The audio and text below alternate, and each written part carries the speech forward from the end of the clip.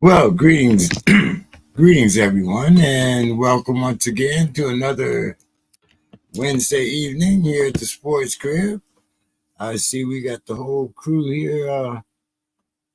Well, almost, but let's see. Here's Bo. How you doing tonight, Bo? Doing good. How about you?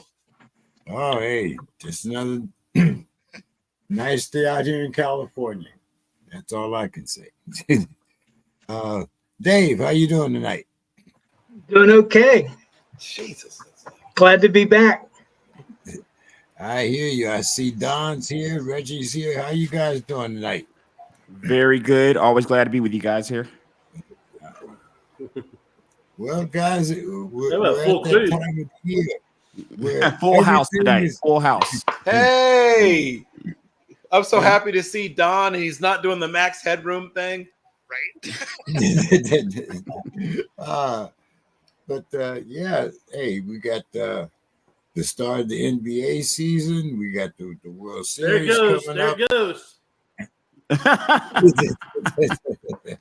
So, hey, man, I mean, so Don, what happened to your Astros, man?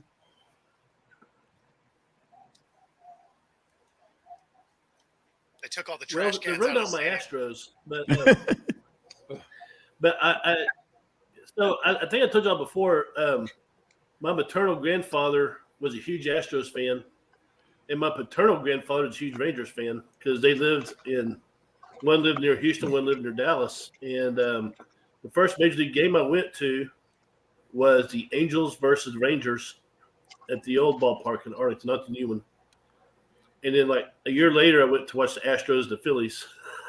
So I'm just happy a Texas team is in the World Series. I kind of want the Rangers to. Maybe I was slightly going for the Rangers just because they've been to the show and didn't win it, and the Astros have. So, in honor of my granddad, hopefully they'll win. But I just like watching a good baseball game, and that's exactly what both teams gave us was a great series.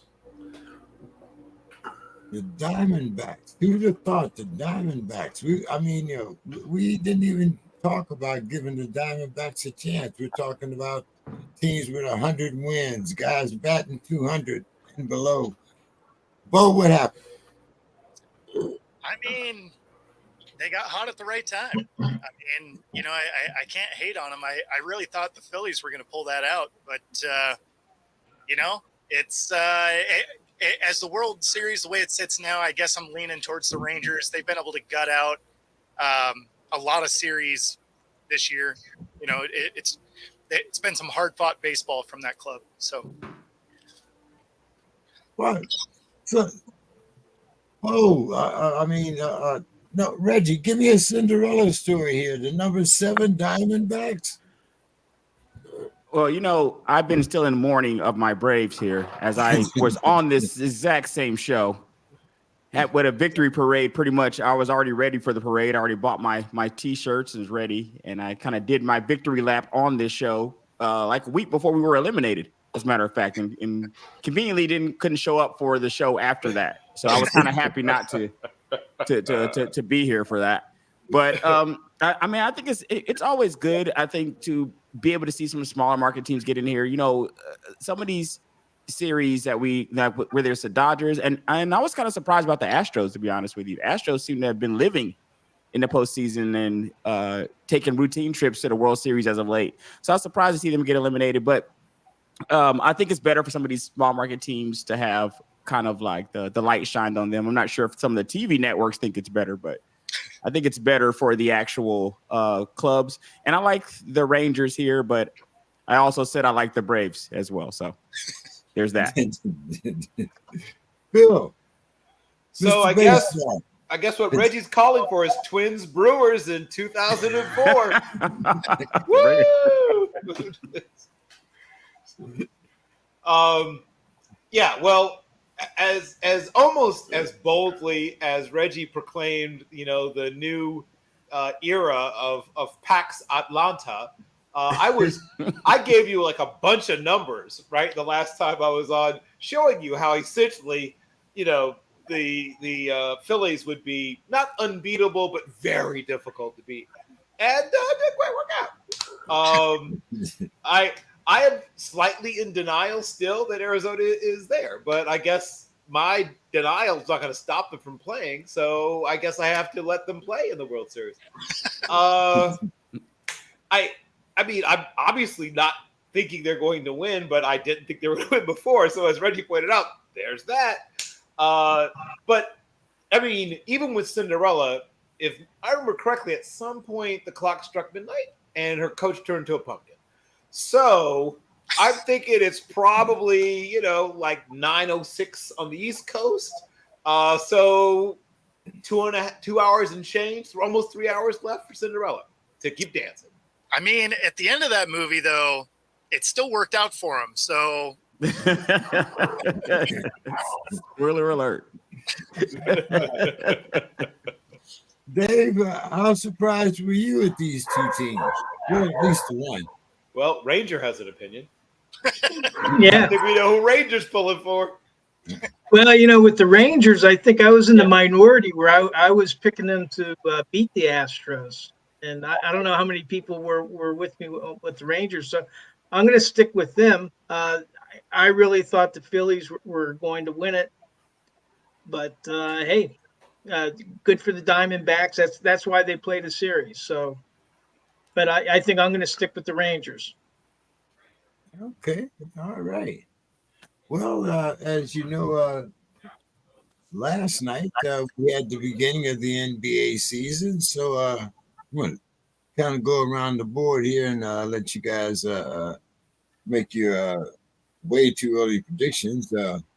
As usual, mum's the word that comes out of San Antonio. So, I mean, is there any news? Is Pop?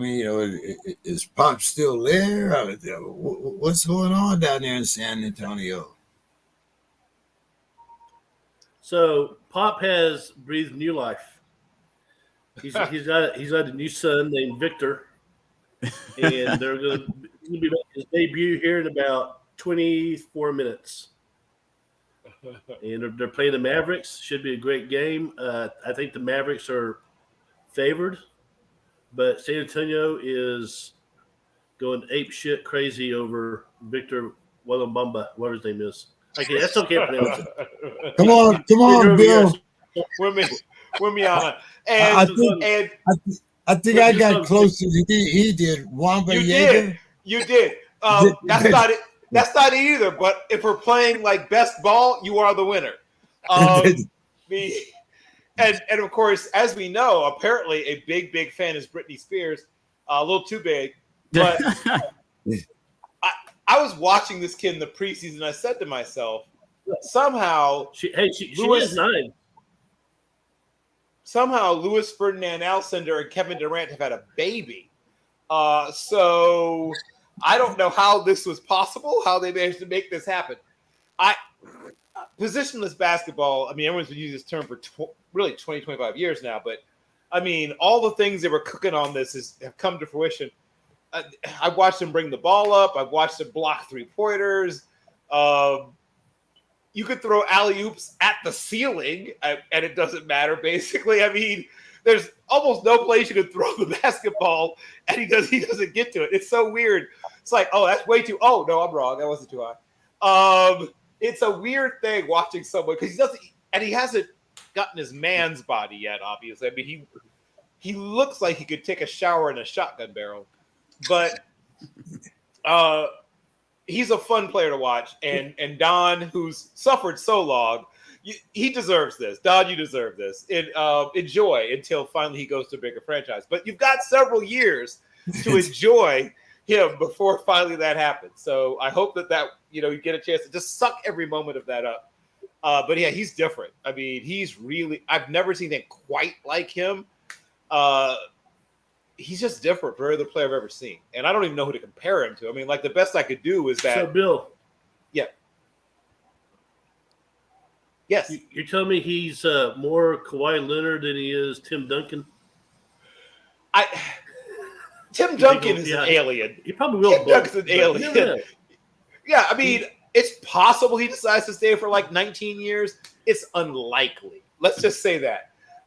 I mean, who stays nowadays, right? I mean, that's not even a thing anymore. I mean, I think Tim Duncan was like you managed to get. I mean, both Giannis is hanging around. Giannis is hanging around. So far, I'll give Giannis credit. If Giannis does this another 7 or 8 years, I'll be convinced. But yes, if Giannis rises it up, it'll show that it's not completely done. But he's the one holding the torch for the Tim Duncans of the world, right? I mean, you guys had he could definitely leave too, so I could see that. Also true. But you guys had David Robinson and Tim Duncan who stayed forever, and that was cool because so cool because that was just a thing. Like they loved San Antonio loved them, and they both could have left, but they didn't want to. They never came across their minds. Nobody. Giannis, but nobody else stays, right? Reggie, what's going on? Sorry, what was that? In Atlanta? Oh, good. Much less exciting things than what's going on in San Antonio. I'll tell you that. I really, I mean, it's we finally got rid of John Collins, which seemed to have been every year speculation of us getting rid of John Collins, and so that's something that finally happened. I don't know if that made us better or not, to be honest with you. I guess what remains to be seen this year if all that get rid of John Collins talk really is substantive or if it really means anything. Because it's not like we got anything for him. So I'm kind of meh right now on my team's hopes. There's not really as much. I don't believe we're going to come out of the East with some of the arms race going on with some of the teams at the top of the top of the conference. So it's kind of meh right now. You know, maybe we'll get to a little bit over 500. We go into a playoff game.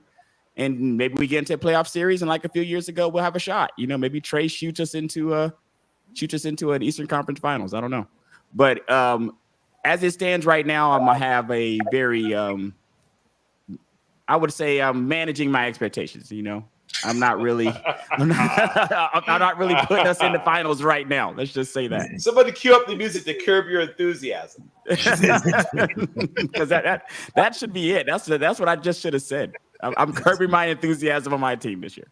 NBA. So, Bo, who are you rooting for up there in the round ball? Well, I mean, I kind of don't. I hope the whole league loses because they took our team. Root against the whole league. You can't lose. There you go. Now that man is ready for the petty.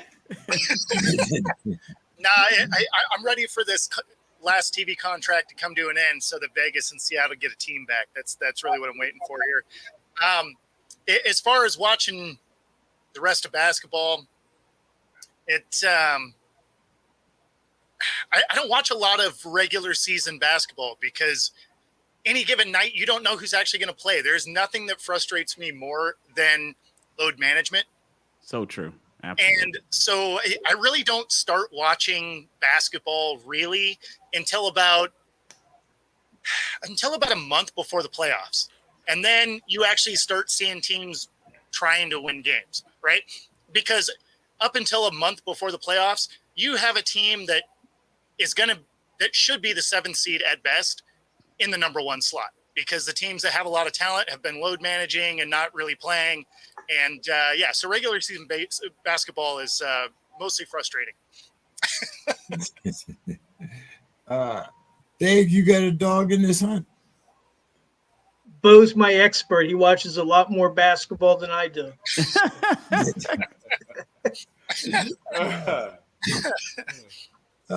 As he prays for the entire league to lose. I'm at least gonna watch. I'll at least go one. I'll watch some games here and there. I will watch some games. Before we get any further, Dave, we also missed Sue's Corner last week. So let's get the Snooze Corner this week. All right. She's back. She had to take care of her mom, her 97-year-old mom, who survived the heart attack. Wow. Okay. Her doctor said she was a 1%er. She's something. Wow. But Sue said she's glad to be back, and actually there's a basketball reference in her notes, or at least a basketball player. So she says, Understatement, sarcastic quote of the week by Washington Commanders co-owner Magic Johnson. Magic Johnson, disappointing 14-7 loss for my Commanders to the New York Giants. It's hard to win in the NFL when you only score 7 points. And I saw part of that game. That was something. Ugly. Then she continues. Feel good story of the week. Tyson Bagent was an undrafted free agent rookie when he arrived in Chicago. The 23-year-old from Martinsburg, West Virginia, had never really left home before that. Yep. Shepherd University was less than 10 miles down the road from his hometown. Correct. Bagent's parents still live there, where his dad, Travis, a 17-time arm wrestling champion, 28 if you count left hand. If you count On left both hand, hands. Yeah.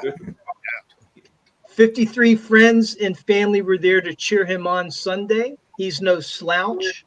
He holds the NCAA record for most touchdown passes in a career with 159, a record for all divisions. All divisions, yeah. And holds over 20 school records, which is why he was drafted in the first place. It may end up being the best NFL day in his life. Football is a fickle thing, but he will always have that Sunday. Yep. So that's very nice. Sue's Corner. Yeah, very nice. The crazy thing about Tyson Bagent was he came to the combine. I still don't know the full story. He didn't talk to the press at all, but his dad made up for it. Woo!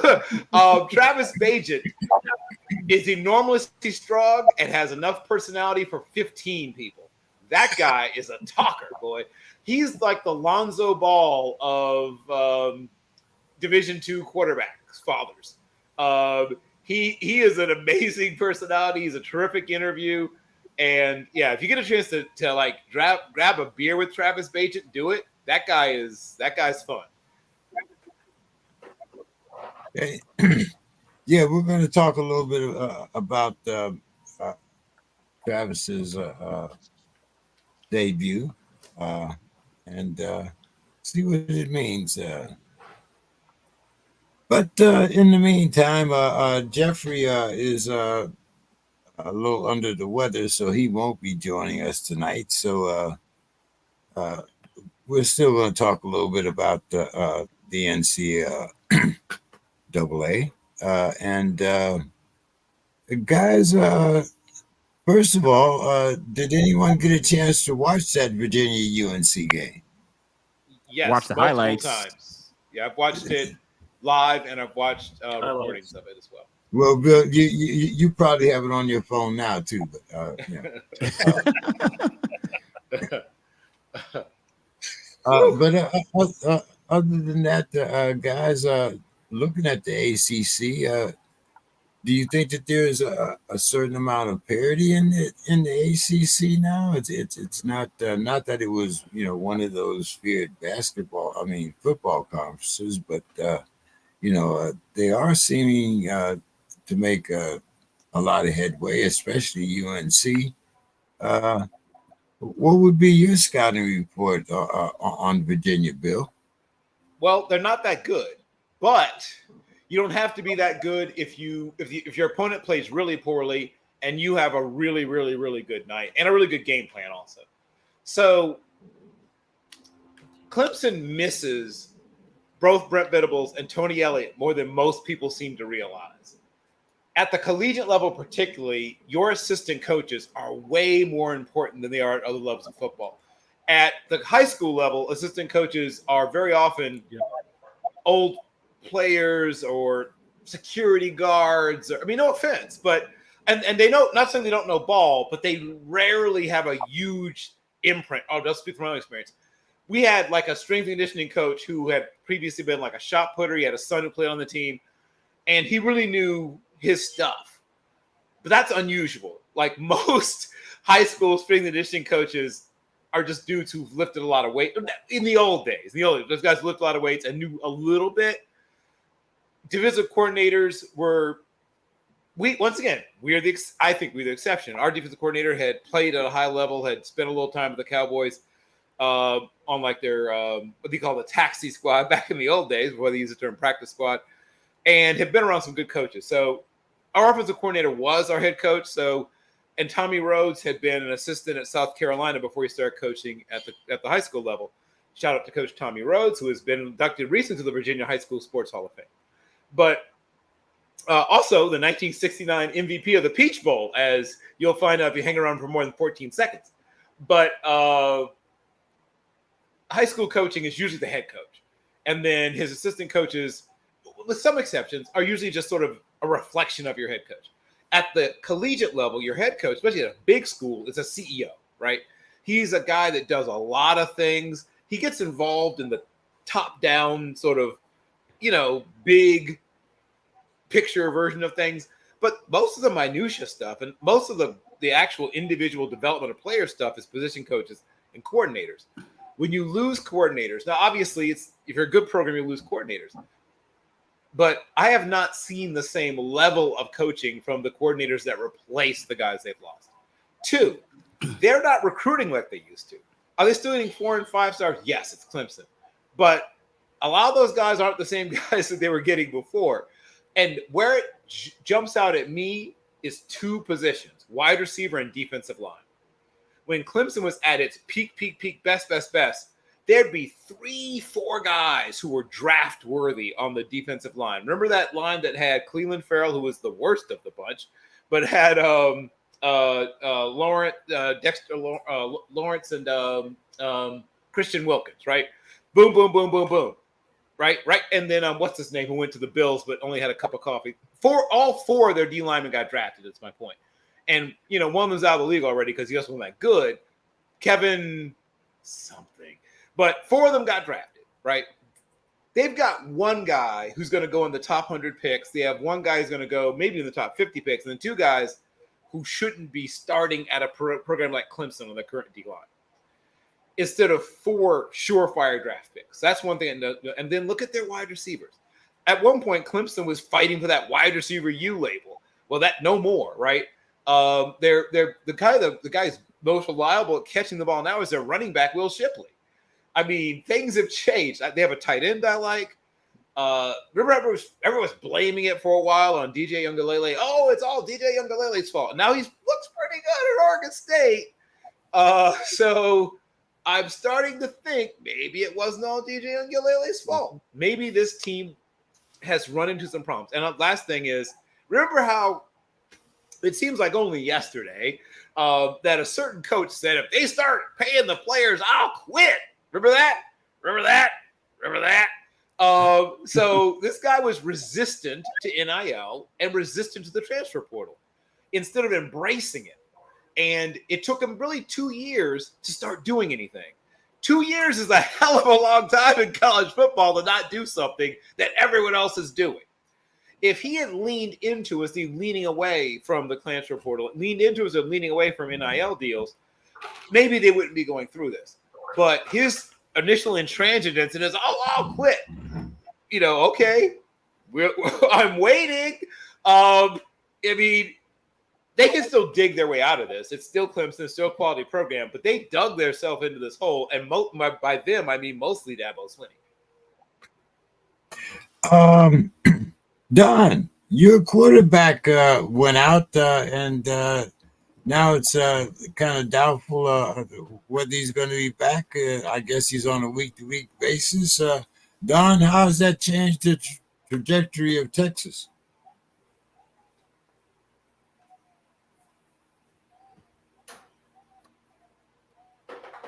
Yeah, so Queen Ewers has a sprained joint in his shoulder. AC joint. And he's be out 2 to 3 weeks. That's last report. The backup quarterback is Malik Murphy, highly touted guy, had a great spring game. And his backup is, of course, Arch Manning. But a lot of people in Longhorn Nation, we're kind of excited to see what Malik can do. We know what Ewers can do. But Malik, the only downside he has is that he doesn't know when to not throw the hard ball. I mean, if the guy is, 10 yards away, he's going to throw the shit out of football. He doesn't have that touch yet. but it works on deep routes, post routes. So hopefully we'll see some of that. But of course, Arch Manning is just waiting in the wings and saying, "Hey, I was going to redshirt, but if I have to play, I'll play." He's very he's a very like go with the flow type of guy, and he's very well respected. So the Texas quarterback room is good. I'm just kind of interested to see how they do against BYU. Last time we played BYU, it didn't go too well. Some guy named Tyson Hill was trekking us for about 300 yards rushing, I think. So, But Tyson Hill is no longer at BYU's in New Orleans doing that. So we'll see. I'll be at the game in my seats, and so I'll check out those Mormon cheerleaders. They're pretty hot. Oh, okay. Very nice, my friend. Very nice. Okay. There we go. All right. Bo, Didn't see that one coming. I read this last night, or maybe it was the night before, and I'm like, what's going on here? 2-team conference, Washington and Oregon State, Washington State, Oregon State. Bo, can you kind of explain what's going on here and the impact that this could possibly have on the playoffs? Yeah, I mean, it's a dumpster fire. So, and they were the ones that weren't invited to go somewhere else. So now they're hoping. I mean, it's not like they were staying because they're like, we want the Pac-12. They're staying because they didn't get the offers that the other schools did. So at the end of the day, there's no way it's going to roll with two. They could potentially end up as independents, I suppose, go the Notre Dame route. But I don't see that happening. I would imagine one of these bigger conferences either brings them in or they do a merger with Mountain West or something like that to have it. The problem with moving into, say, the Mountain West is the best school in that conference is Boise State, right? So it's not like you are going to elevate competition within your conference. So all of a sudden you're going to be on the outside looking in at playoffs all the time because, at the end of the day, even with the expanded playoff picture that starts next year, it's no college sports, right? So there's going to be a weird voting aspect to it. And if you're playing most of your games within the conference and the best thing you have is Wazoo, Oregon State, Boise State, that doesn't exactly scream strength of schedule. So I don't think the Pac-12 survives. I get the sentiment behind the schools saying, hey, we were here. We want to keep it alive, but too many of the schools left. You want to give us a quick preview of this matchup this weekend, number 8 Oregon against number 13 Utah? I actually really like this game. This is going to be I like the Utah defense. And if a team can stifle Oregon, Utah is one of them. We watched what they were able to do against SC. So I'm really looking forward to this matchup. It should be a battle the whole time. I think Oregon wins, but it should be a battle the whole way. It is no fun to play Utah, man. None. That's USC. Yeah, no, Utah comes to hit. I like it. It's my kind of football. Yep. Reggie, we've heard about this big sign stealing thing. I know. Too bad Demetrius isn't here. I'm sure he'd get up on his soapbox right about now. I mean, I am wearing black socks, and you used to call that scouting.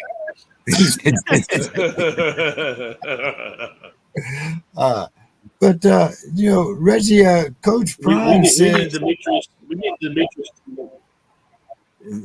Yeah, Coach Prime opines sign stealing. He says you still have to stop it. What's your thoughts on that, Reggie? Sign stealing. Baseball. What's next? Volleyball. Lacrosse. I mean, what? I didn't really know this was a thing. I thought when you're sitting on the sidelines holding up a poster board with Taylor Swift's picture on it and a Mickey Mouse picture, and you're like, you have pieces of paper, you pretty much got a face shield on when you're calling your plays. All of that's for a reason. People steal signs. Welcome to life. Welcome to sports. If you are making it where people can steal your signs, they're going to steal your signs. I didn't even know this was something that it's like paying the players in college football when people used to clutch their pearls about that. And it would be so funny because everybody was paying players. Everybody is at least trying to steal your signs. That should just be something that you come into any game realizing. And I think a lot of with the theatrics you see coaches go through to protect their calls, they know it. They know that people are trying to steal their signs. So I don't see how this is even an issue or a story. Was this a question? I'm not sure how this was formed and how this opinion was even given. Like, of course, people are stealing signs. Well, it's because they're going after Michigan for it. So they're trying to potentially suspend Harbaugh for having people in other stadiums watching for signs, which is asinine because, again, it's called scouting. In the stadium. The stadium with like thousands, 100,000 people in it, in those stadiums, like and with television cameras around. That's the thing. Box with cameras on it, right? Like, what are we even talking about right now? So, oh man, maybe Harbaugh will sit out a quarter or so. I don't know, man. If it's such a big deal, just wire up their helmets like they do in the NFL. They can afford it, and see, at least Division I. So I think that they're making a lot of, like Reggie's saying, a lot of hay out of nothing. And you can just wire up their helmets on both defense and offense, and then that does away with the stealing signs. I think it's just a cheap way to get publicity. I liked it when the quarterbacks called their own signals. So this feels like a Harbaugh witch hunt is really what this feels like. Yeah, to a certain degree it does, to be honest with you. Like, this is their year, right? They're going to lose half their roster next year in the draft anyway. So this is his year to try and get it done, and then he probably moves on anyway. So I feel like they just need to pump the brakes, sit down. Like, they're not doing anything. I don't know. It's really dumb. Don, what's your thoughts on this? You've been kind of quiet. Well, no, I have no problem with stealing signs. To me, that's part of the strategy. I mean, that's like saying, if you're at war, you shouldn't be trying to steal the German A-bomb secrets or whatever. It keeps you're trying to win, right? And I think it goes on a lot more than what we realize. And I just think that it's a bunch of ado about nothing. I mean, stealing signs. I mean, why do you think these, baseball managers get so creative with their, their signs on first base and, doing all that? Because someone's trying to steal it. That's why. So yeah, just I think it's a bunch of Karens worrying about things they shouldn't worry about. Yeah, I mean, I think there's some other things that we have to worry about in the game a little bit more than sign stealing. And like he says, there used to be some NFL teams that would line up and say, "Hey, we're running right here. My name is Barry Sanders. I'm going here." Yeah. So it didn't matter whether you had the sign or not. He's coming. So But anyway. So let's wow, we're kind of blowing through things here today. So let's get to our NFL here. Okay. Let's see. No Jefferson, no problem. As the 49ers lose to the Vikings on Monday Night Football, 17-22. No Trent, no win. Is Trent Williams the 49ers' real MVP? And will the real Brock Purdy please stand up? Let's go with you, Bo. Man. Well, I mean, yeah, he's the heart and soul of that defense. He's, it centers around him. So he definitely is a huge portion of that. the other thing is it was finally a situation where Brock Purdy didn't have tons of time, right? He was getting moved off his spot. The receivers weren't necessarily getting the separation they normally do. Now, obviously, this was very weird because this is against the Vikings, and their defense hadn't got off the team bus so far this year, and they decided this game was that game. So, I mean, that was bizarre. But yeah, I mean, at this point, I guess it's going to be the Darnold show, right? Purdy was ruled out earlier today, so Sam Darnold gets a start. Wow. So the Niners may end up dropping 3 in a row going up against the Bengals. Yeah, something about the concussion protocol on the way back on the plane, something like that. Yep. Do you know more about that, Bill? Yeah, so there's 3 sort of main portions to the modern concussion protocol. There's an independent neurological consultant. There's your team, doctor, and then even your training staff are all able to flag a player or whatever term you want to use to say, hey, take a look at him, right? And you are given just like the old days, you're given a series of tests. Now, admittedly, the series of tests are a little more rigorous than the old days, where players could pretty easily pass, even if they had a pretty darn serious concussion. They've now made it a little more challenging to try to weed out guys who simply, memorized how to say the alphabet backwards or whatever it is to make sure that whatever, they were asked, they could pass it. And Although so in addition, that's right now is the doctor's like, you know what, you're playing like trash. You have a concussion. or maybe you're playing with trash because you have a concussion. Sometimes that also plays into it. You mentioned Trent Williams. And Trent Williams is a guy who's going to one day, be wearing a yellow jacket that he didn't have to pay for. So when you miss a Hall of Fame level player, your team is going to look different.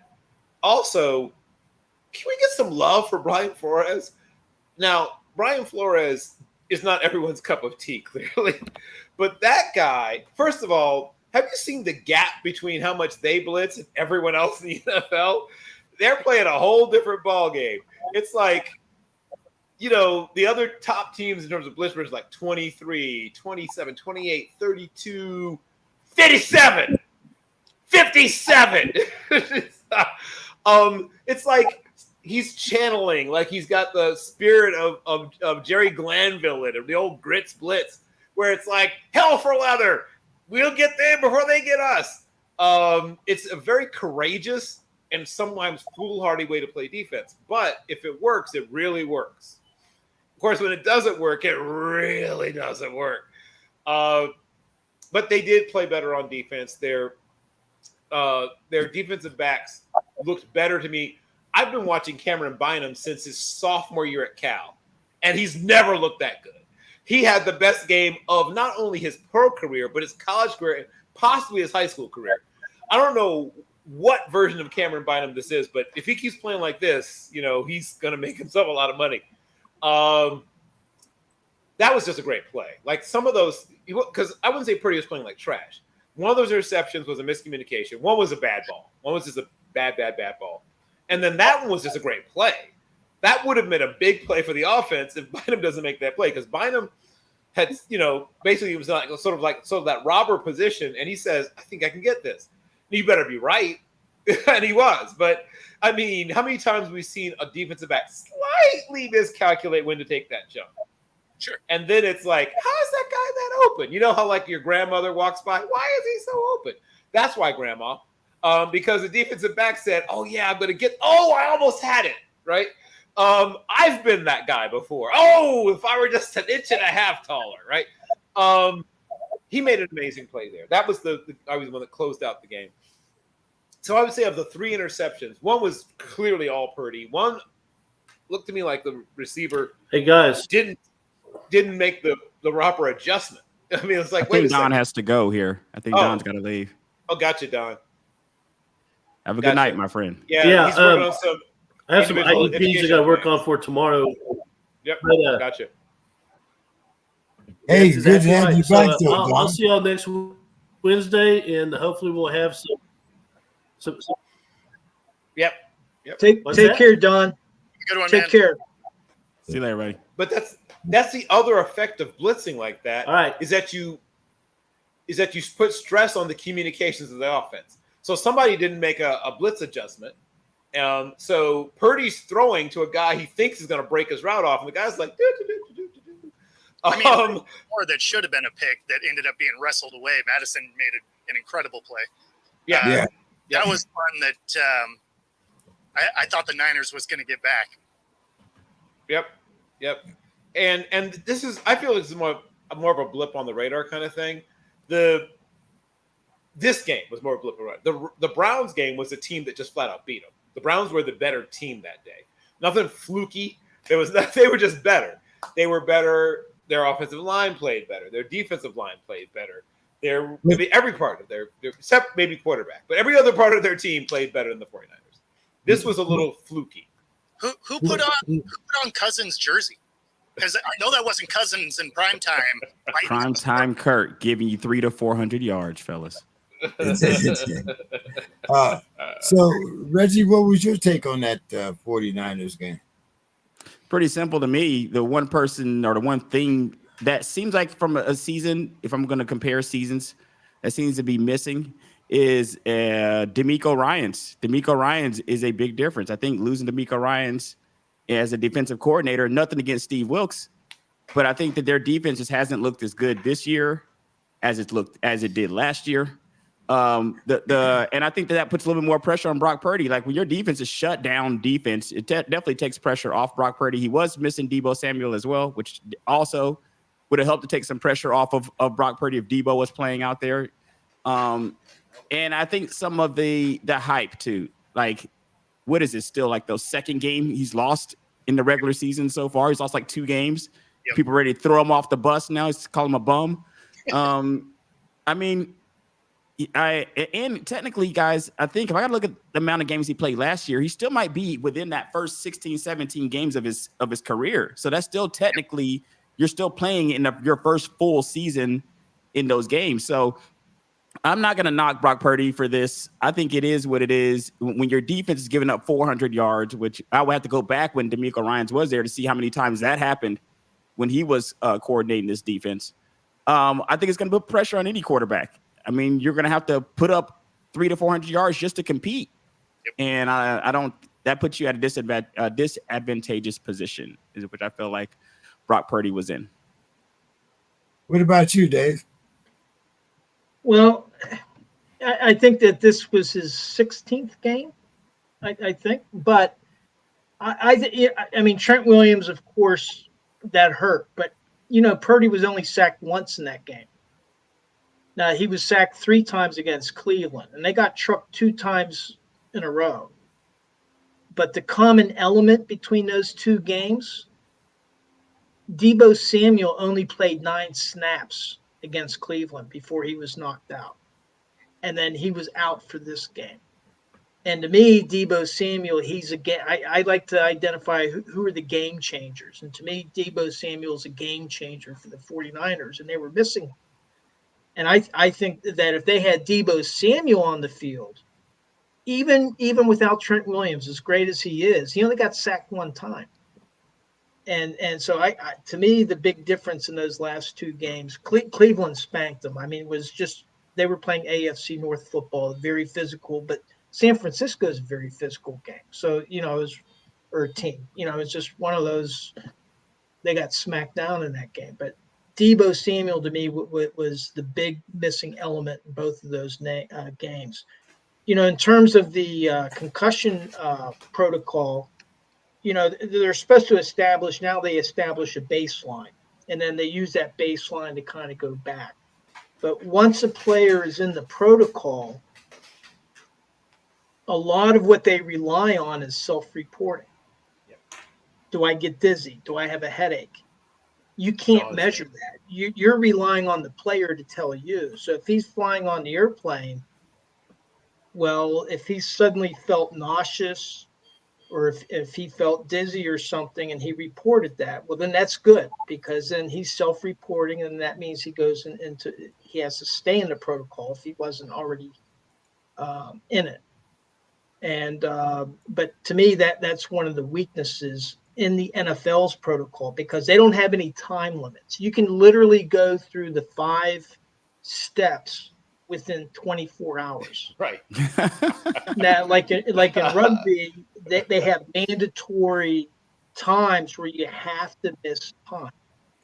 Right. And then to progress from one stage to the other, you're going to be out a minimum of a week, a minimum. But with the NFL, I guess that's in the too hard to do box, because that means that as soon as a player goes into the protocol, they're missing a game almost, unless it's a bye week.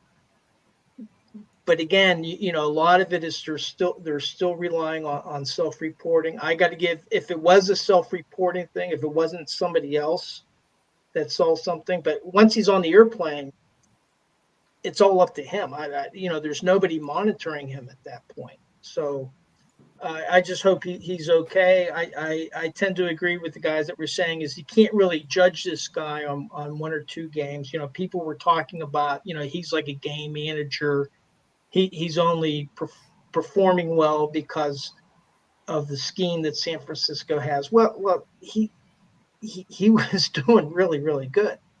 And now when you're missing somebody like Deebo Samuel, well, then that explains probably a lot of the targets being off and everything, because that guy can get open. So anyway, I'll leave that there. Right. And once again, Trent Williams even more so. Yeah. Oh, I don't agree. I think Deebo Samuels was the bigger factor in those 2 games, because I mean, they gave up 450 yards. but the thing is he was only sacked 1 time in against. But he was pressured a lot, though. I mean, I understand they was only sacked once, but they were around him a lot. Yeah, he got hit quite a few times. Right. He just didn't have the ball in him. But like he was moved off his spot. He had to hurry throws. Like that doesn't bode well for anybody. And he's not that elite talent, right? Like he's not the Burrow, Allen, Mahomes. Like he's not that go out and play hero ball. Like he needs to play within the system. He is that Kirk Cousins, Geno Smith, you know, type of guy. And there's nothing wrong with that. As long as your guys are there, you can play within. And if you have a guy like Deebo Samuel that can get open fast, sure, and can come back, well, hey, guess what? He's moved off his mark, but he has somebody to throw to. He didn't have somebody to throw to. Well, I mean, Ayuk is not chopped liver, guys. But more to the point, that's the whole point. But the whole point of signing Christian McCaffrey is he's an outlet that turns into a big play, because you get the ball into his hands in space. Even if you throw the ball 3 yards, you can still get 13, 14, 20, 27, 50 yards potentially. And he scored twice and had over. Yeah, so he made some of those. He made some of those. Right, that's what I'm saying. Like that's the guy that if you have to get the ball in your hands super quickly, that's what McCaffrey does even more than Deebo. Is what I'm pointing out. That's the guy that you can. That's your outlet. That's your guy the ball goes to when all's going wrong. Even more than Deebo. Deebo was the year before. And they also took away Kittle too, which was also one of his. Yeah, I think it's easier when it's to take away 1 or 2 guys. Like when you have McCaffrey, Deebo, and Ayuk and Kittle to worry about, that's a problem. So when you take any people out of that equation, and now the defense can line up a little bit better on you, I think that benefits the other team. And I think that's one of the things we're seeing with any of these players missing. If Christian McCaffrey misses, if Ayuk misses, and now that those 3 to 4 guys goes down to 1 or 2 guys, then you get to see how good quarterbacks really are, to be honest with you. Bo, the Seahawks beat the Cardinals 20-10. You mentioned Geno Smith. He was 18 for 24, 219 yards, 2 TDs, an interception, and a quarterback rating of 113. But what's going on with these Seahawks of yours? Yeah, I mean, he's playing efficient ball. He's playing exactly how you've seen him play since he became the starter. So there's nothing too crazy there. One thing that was nice is, DK's out. We have less penalties. We don't have any stupid unsportsmanlike conducts. Bobo comes in and balls out. So, one of the things that I was talking about last year is, do the Hawks move on from DK? And if they find a solid outlet in Bobo, if they could go get a 1 and a 2 for him, they may just do that, because if you look at what DK has done since he came into the league, he's had more penalties every year, and he's on pace to have double-digit penalties this year. So if they were to move on from DK, it would make sense if they did it either this year or next, when they can still get a couple of 1s or a 1 and a 2. But other than that, they bring back Frank Clark, signed him this spring, I believe. And so with Nwosu going down, bring Frank Clark back, and that way you still have some dominant force on the defense there. So overall, I like what Seattle has done so far. It's a little troubling, the turnovers. The last 2 games, they've had 6 turnovers. So they got to button that back up. But beyond that, they're staying competitive. Most definitely. I think they're second now that Briscoe's lost 2 in a row. I think they're second in the West now, aren't they? Something like that. Well, they were second in the West anyway. But they haven't played head-to-head, so I think the Niners are still leading the way there. Oh, okay. Reggie, what's happening down there in Atlanta, man? I mean, you did win the last game. You had a NFC South champions, and you overcame Ritter's mistakes in your 16-13 victory over the Bucs. What's going on down there? I mean, it seems like Pitts, is he still on the roster? He just had his best game of the season. Well, I need to know if Bijan, who I drafted a million on a million leagues and got nothing from last week, I need to know if he's still on the roster, because that's what it was. Pitchforks down here. People were ready to burn down Arthur Smith's house after not playing Bijan this last game, and that's including getting the win. And this is my last subject, guys. I'm gonna get out of here after this. It's still kind of like an incomplete, it's with Ritter. He's got multiple 300-yard games, and that's not easy to do. When you look at some one he had last week, when you were looking around the league at a lot of veteran quarterbacks who had sub 200-yard games with multiple interceptions, they were veteran quarterbacks, and he played better than them. But the problem with Ritter is he just continues to not pass the eye test, so to speak. Like, it's not a guy that you get the ball fourth quarter, minute and a half, and you say, you know what, I feel good about this. He's going to at least be able to get us 3 or something. I feel good about it. It's holding your breath every throw, man. Holding your breath every throw, hoping that doesn't go into the ground, hoping he doesn't fumble, hoping he doesn't throw an interception. And you can't. That amount of anxiety at the end of games is tiring, man. So it's kind of like we were able to get the win, not playing Bijan by 3, and that's still a good win. Any division win, guys, in this league is a good win. Yep. If you can get a division win, and no matter what the records are, guys, you can get God on division when you're playing these division games. So I felt very good about the win overall, but still kind of incomplete on where we're going to be. It's not like we're hanging championship banners down here because we beat the Bucs by 3 points, and we're hoping we see some more Bijan here. That's previewing my final thoughts. I'm going to go on another Bijan rant here in a couple seconds.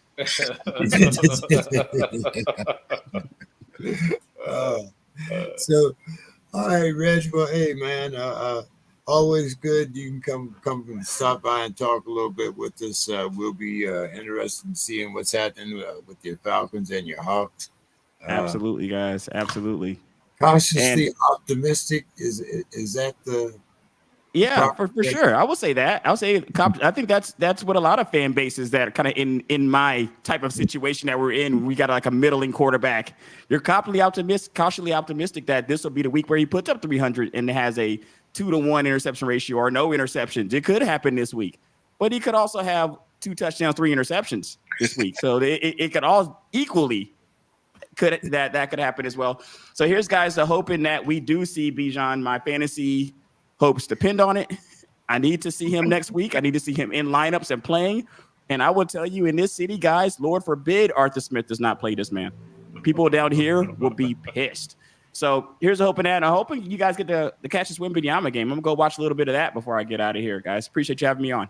Yeah, hey Reggie, I read somewhere that the NFL was asking why Bijan was not on the injury report. They're looking into it because the thing is about that, Dave, is Saturday they said that he had a headache, okay, that he was feeling the symptoms. So that's their first mistake. You admitted that you knew something about it Saturday night. You could have easily on Sunday morning reported it and still played him the same amount. The way that it looks now, it looks like you just put him in the game so that you didn't get any heat on you about the injury report situation. So you throw him out there a couple times so you don't get this heat to come down on you. But the frustrating thing about that is they knew Saturday night. Sunday morning said he was not feeling himself. Guys, all they had to do was say it. I'm not mad they didn't play him. I'm mad they didn't say anything about it. And then you didn't play him. You wouldn't have started him. Yeah, and that's interesting, right? Because you see the guy run onto the field for a second, and then I'm getting excited about my fantasy hopes, and then here comes Cordell Patterson jogging back onto the field. So it's kind of like it was ruining my life. I hope not to relive that nightmare this upcoming Sunday, guys. If it makes you feel better, I started Deshaun. He got me -0.8. Yeah, I saw a negative point Deshaun game floating out there. He's why I lost. All right, guys. Talk to you later. Take care. All right. See you later, guys. Well. See, another night when Demetrius doesn't show up, we have the infamous Mr. Scott. Mr. Scott, how are you doing this evening? Greetings, gentlemen. My pleasure to join you. I figured that you'd join us.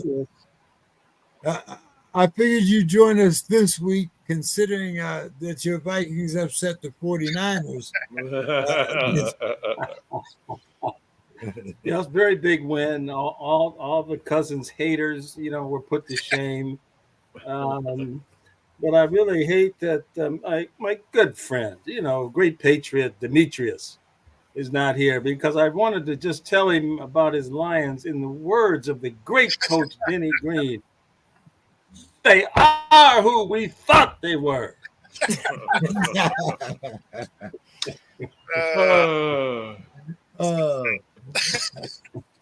So how have you been, Mr. Scott?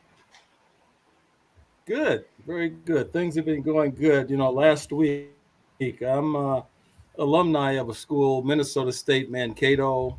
It's where the Vikings used to train for years and years. Yes. And they invited me down last week, and they honored me as a distinguished alumni. And they had a big luncheon for me, and I toured the school with excellent facilities provided by Glenn Taylor, who's actually still lives in Mankato. And if you know, Glenn Taylor is the owner of the Timberwolves and also of the local Star and Tribune paper here. So that was a great honor, meeting with the students and talking about my time in Mankato. Some of the haunts and places that I went to as a kid, the great, what was it, the Silver Dollar, where you could get the 25-cent tequila shots. It was a very good honor. Very good honor to be honored for the work we do. Now, what's up with your University of Minnesota there, Mr. Scott? Well, just a great defeat of Iowa. The dreaded Iowa. We what do we win? I think by beating Iowa. Is it the pig we get? I think there's some type of Floyd of Rosedale. Get the name of it. Floyd of Rosedale. Here it is, Floyd of Rosedale. It's in our possession now. It's been a while, so I forgot because we hadn't had it in so long. And of course, that was a bad Michigan call on the Iowa player, right, Anthony?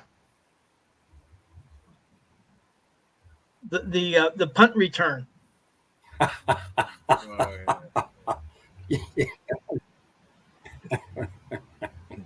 Yeah. So yes, but those type of gaffes, led to a great win. And that was, in Iowa. I mean, I think it's been 12 years since they've been able to beat that vaunted team. Now, so Bo, take us through that play. That was, I'm still kind of to wrap my head. What I mean, what is this? I mean, is it a fair catch sign? That is not a fair catch sign. Like I watched that clip so many times. Like he's pointing and telling people to get away from the ball. I mean, plus, how can you even think it was a fair catch? He was 20 yards away from where it was going to land.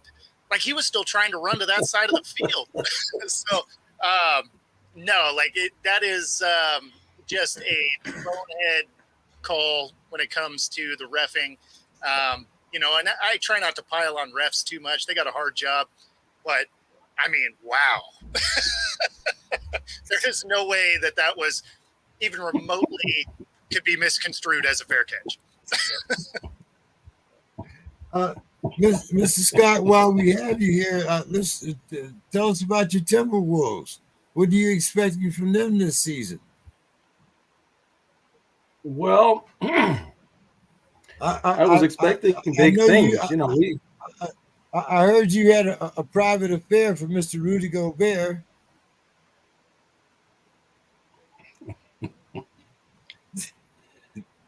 Well, I was expecting big things from we have a big three. I call them the big three: Gobert, Towns, Edwards. One of the best big threes in the NBA. They just went down tonight. I was just watching it. They just went down tonight to the vaunted Toronto Raptors, led by Dennis Schroeder. Which where he pops up everywhere. He's like a jack in the box. You spin the thing, and there he is. How did he get on Toronto? So they lost tonight, but hopefully they'll, the first game, you can't get too, everybody gets upset first game. There's, what is it, 83 more games or 81 more games. 81 more games, so it's.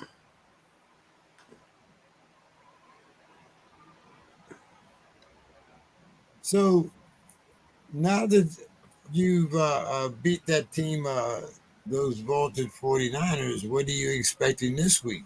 Can you make it 2 in a row?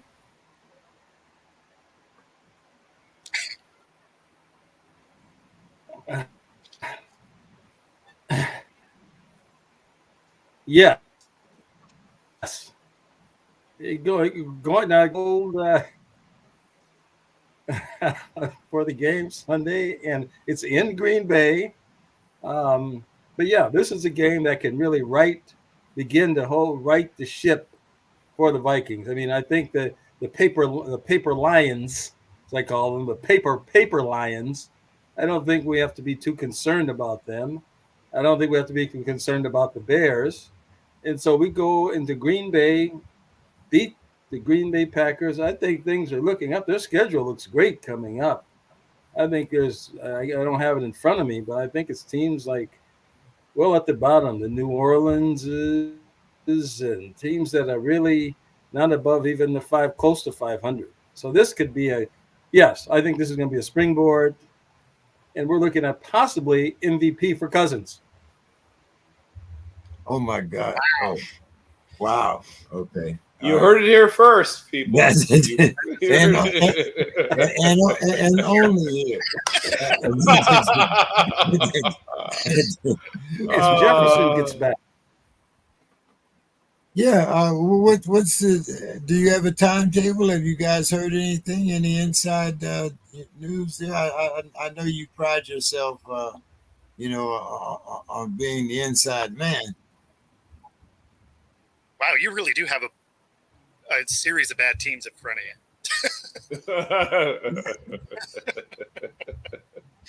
Yeah. Yeah. Your next 5 games is Packers, Falcons, Saints, Broncos, Bears. Oh, Raiders. Might as well stretch it out to 6 games. Crazy.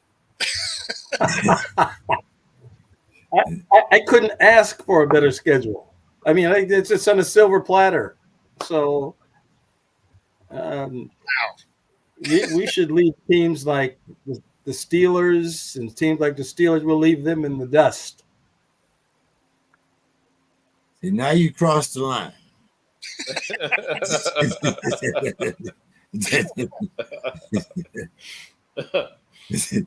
But no, I don't think. First of all, I was surprised that you guys kept Kirk Cousins. I thought you'd deal him out now while you had a chance, but like as Bill constantly points out to us, who the hell is going to take that contract? Well, the salary cap is real, people. You can't turn it off. It's not Madden. I mean, but if they just ate it, I could see the Raiders picking him up because that seems like something the Raiders would do. They probably give up for a guy they won't re-sign. Well, let's see. Let's talk about some of these teams that Mr. Scott's guys are going to be playing, because they are going to be playing the Saints. But the Jags had a 31-24 win over the Saints. Trevor Lawrence was 20 of 29, 204 yards, a TD. ATN became the first Jag to have 2 rushing TDs in 3 consecutive games. Gentlemen, are the Jags contenders? Yeah. I think in their division, absolutely. Yeah, I mean, I had them before the season winning their division. Right. I think when you asked us for preseason, I think I said 11-6 and they'll win the South. I think we all pretty much agreed. Now, the Saints, on the other hand, the way they're playing, Arthur Smith's going to get fired. Yeah. They have way too much talent to be as bad as they are. Yeah. Well, I think you mean the Falcons, because Arthur Smith, unless you think. No. Yeah. I meant Dennis Allen. Yeah. Dennis Allen should have never been hired, but yes. Right. Yeah. I think he gets fired the way the Saints are playing, because their roster should be playing way better than they are. I still am not sure what he did previous to this that made someone think, yeah, this is the guy. He was not good in his previous run with the Raiders, and he's proven to be I would say solid, but not amazing defensive coordinator. I still don't get what it is that somebody said, yeah, we got to get Dennis Allen. We got to have him. He's the guy. What? Bill, let's talk about the Bears rookie here, Mr. Tyson Bagent. Yes. Mr. Bagent. Yep. He had 3 TD drives in their win over Oakland, 30-12. Yep. Harlan Hill Award finalist. I think he might have won it one year. Twice the Mountain East Conference Offensive Player of the Year. I scouted him quite a bit in his days at Shepherd. Do you know who his barber is, Bill? Well, I know a fair amount about who cut his hair when he was a kid. It was his dad. Once again, Travis. Travis is a highly middle names. Travis is a highly involved parent. For those who are wondering, terrific. Once again, terrific interview. But here's what I noticed what they did with Tyson Bagent, and what I hope they will carry some of that over when they get their starter back. They simplified a whole bunch of things. And I get that Luke Getsy was trying to, quote unquote, Aaron Rodgers-ize Justin Fields. But you saw how much better things worked when they said, we're cutting the field in half. If it's not there, throw it away or take off. And I mean, I know you can't do that all the time, every time, but 80% of the plays that you have in your playbook, you won't get to run anyway, right? I'm always fascinated by who it is that puts it in your head as an offensive coordinator, offensive game planner. You have to cram as much in there as possible. I remember at one point where John Gruden had 220 different plays in his offensive playbook. You can't even practice 20. You can't practice 1/5 of your offense. What are you doing? So I am always, just like I said, perplexed and amazed by this. Like it's a race to say, well, I got such and such. Well, look what I got. So what? your team can't possibly know those plays. You're just putting plays in to have them. But they reduced down to their plays that they thought would work. And guess what? They did. Like it I think this is a great example of the whole less is more perplex, where it's proven. I know everybody wants to show off how much offense they have. But if you take the plays that you like the best, work the most, and have had the most success with, and at least make the other team prove they can stop those first, then try some other stuff. I think offensive coordinators and offensive game planners will be shocked at how much success they have with less of their offense. And I know how seductive it is to compete with Andy Reid or compete with like all the other genii running around out here, but you don't have to do that. And when you have really athletic young quarterbacks, it reminds you have a cheat code, right?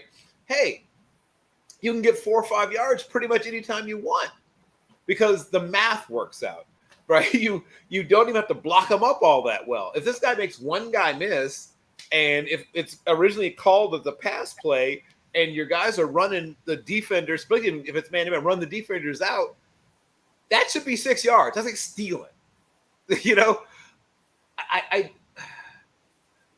Tyson Bagent is a great story. He's a very nice young man. He's very bright. He works super hard. I think he's going to end up being a really, a long-term solid backup in the league.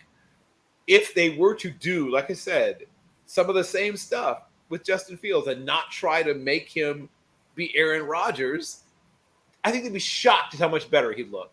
And Luke Getsy's a young coordinator. I know he's trying to sort of prove himself or, all that good stuff. But, I mean, heck, I watched Luke Getsy play in college not that long ago. Akron, I believe, if memory serves it correctly, and botched around league as a backup for a couple of years before he became a quarterbacks coach. But less is more when it comes to young quarterbacks, particularly athletic young quarterbacks who can just buy you a few yards for free, basically. And Panthers been trying less is more on offense. It hasn't worked out. Dave, the Pats 29-25 over the Bills, and then that's Belichick, his 300th win.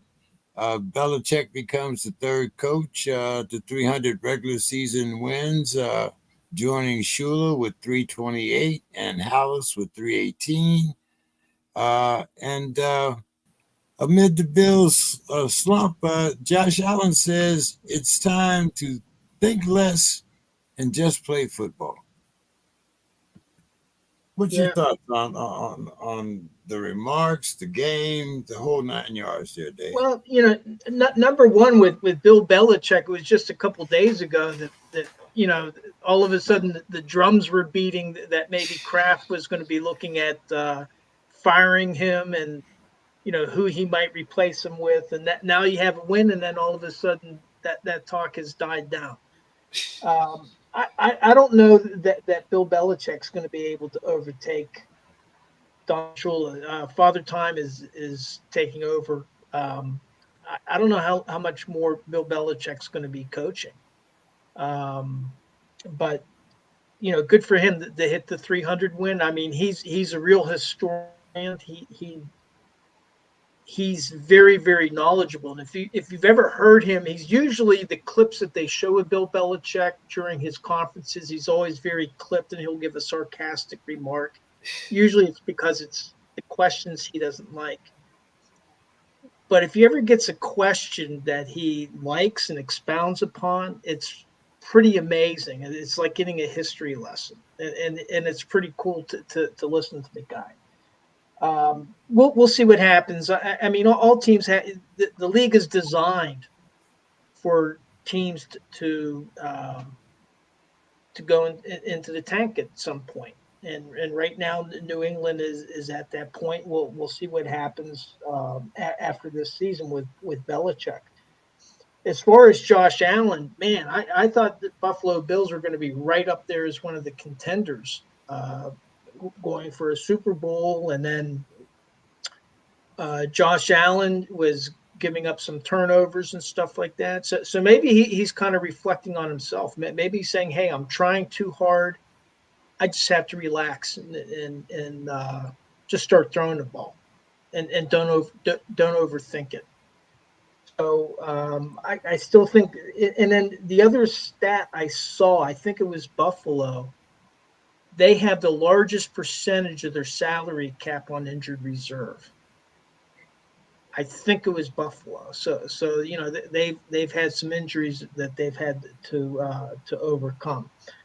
I still think that the Bills could become relevant. I think Josh Allen is a good quarterback. He can't just he might have a couple bad games, throw a couple away, and then all of a sudden he's like brilliant. So I wouldn't count the Bills back out, especially if he just starts playing football. Just play, and I kind of like what he said. Bo, Colts owner Jim Irsay says that the NFL admitted to some incorrect calls in the Colts' loss. Irsay says, I believe we need to institute instant replay for all calls, including penalties in the last 2 minutes of the game. What's your thoughts on this? I looked at some of the calls. We've had some bad calls within the last 2 minutes, and it has cost some teams some games. But what do you think about Ursay's proposal there, Bo? Yeah, I mean, that's going to be tough because that would make the last 2 minutes of the game take 20 minutes. Like, it'd be really tough to establish any kind of rhythm if they were breaking down every play. Plus, then you run into a situation like that happened to the Rams because it was 2 minutes and 18 seconds. And, the other team didn't get the first down. It was ruled as such. They didn't have a challenge. So then do you have to expand it? Like, there's so much that could create just a bad situation, a random bad call. Everybody gets them. Sometimes you're on the losing end. Sometimes you're on the winning end. It's part of football. And football is kind of the way that if it all came down to one play, you didn't play very good anyway, right? Like, at no point should one call be the deciding factor in your game. You should be able to look back at many other sequences of the game where that one call would have been no longer relevant. So, are bad calls frustrating? Sure. Have we all been on both sides of a bad call? Of course. Extending the game to break down every potential penalty and stuff. I mean, I don't know how you could have a game-winning drive because so much of football is momentum and flow-based. If you're stopping the game every 5 seconds, like it doesn't make any sense. I think that's a pretty good assessment there. But I do see, where, the team that's that's on the bad end, would want, all, every replay and everything else. But it was frustrating to me last week watching the 49ers game. So, such is what it was. Bill, Jalen Hurts passes for 279 yards. He passes for a TD and runs for another in the Eagles' 31-17 victory over the Dolphins. Bill, what's your assessment of the Eagles team through these first 7 weeks? Best team in football. I said that before the season began. I haven't moved off it. And I was the person that said the Bills would regress to the mean. I said Josh Allen would regress to the mean. It's so hard to get to where certain teams are and to stay there. And I've been watching Josh Allen since he transferred from Greeley Junior College to Wyoming, and he had to come so far to get where he is that everything sort of has to be almost perfect for him to play that well. I just knew he'd regress because it's impossible to stay at a certain level for so long. And the loss of Brian Daboll, people still, I don't think, fully have come to grips with not having Brian Daboll and what that meant for Josh Allen. And no offense to Kenny Dorsey, who is a professional coach. Getting back to what you just asked, Jalen Hurts is terrific. But he wasn't even to be the most spectacular part of that game, though. That people we like to sort of fall into these football cliches about the game being won in that 3 yards from each side of the ball. Well, it's a cliche because it's true. Who wins that 3 yards on each side of the ball consistently wins the game? I would say probably, I don't know, 89% of the time. I mean, maybe more. I mean, they have a really good front, both offensive and defensive. And if you beat the Eagles, you brought it, right? I mean, the Eagles are the team that makes it easy. If you beat the Eagles, you deserve that. You earned it. You should, yes, go to the champagne room, throw some ones around, like do all of it, live it up. You have it coming.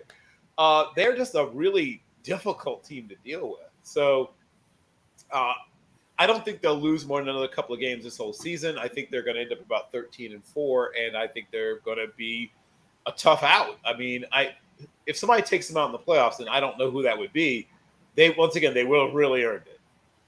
The Vikings. Oh, yes, of course. The Vikings. Yes, how can I forget about the Super Bowl bound Vikings? I mean, behind MVP. Yes, behind the MVP, yes. Yes, and first ballot Hall of Famer. So what do you think about the Eagles there, Mr. Scott? Well, I like them, but I still think that they're somewhat suspect. I mean, the up and down nature of some of the play. I mean, yeah, they're obviously one of the top teams in the division, and there's a lot of things to be played out. But boy, I like them. I mean, I think they're good. They're going to be formidable. So, but they're in the Cowboys division, so the Cowboys may come back. I mean, everybody counts the Cowboys out. Everybody's so down on Dak. Everybody's so down. Dak's not really the issue, but yeah, I mean, sure. The issue is the season doesn't end in the middle of November. Yeah, they said to play December and January. So, Mr. Scott, the Giants and the Commanders played this week. You talk about those teams that are playing in the division with that. Score ended up being 14-7. I think I've enjoyed seeing paint dry more than this game. But what's your assessment of those two teams, the Commanders and the Giants? Yeah, I agree with you on that. The Commanders, once they've changed to the Commanders, I mean, it seems to almost be a counterpart to a team called the Washington Generals. And so I don't know. The name just hasn't really sunk into me yet, and it's very curious what's going on there, though, between the coach and Mr. Bieniemy, who has kind of a defensive emeritus type of position, and Mr. Rivera doesn't seem to be in very good graces with the management there.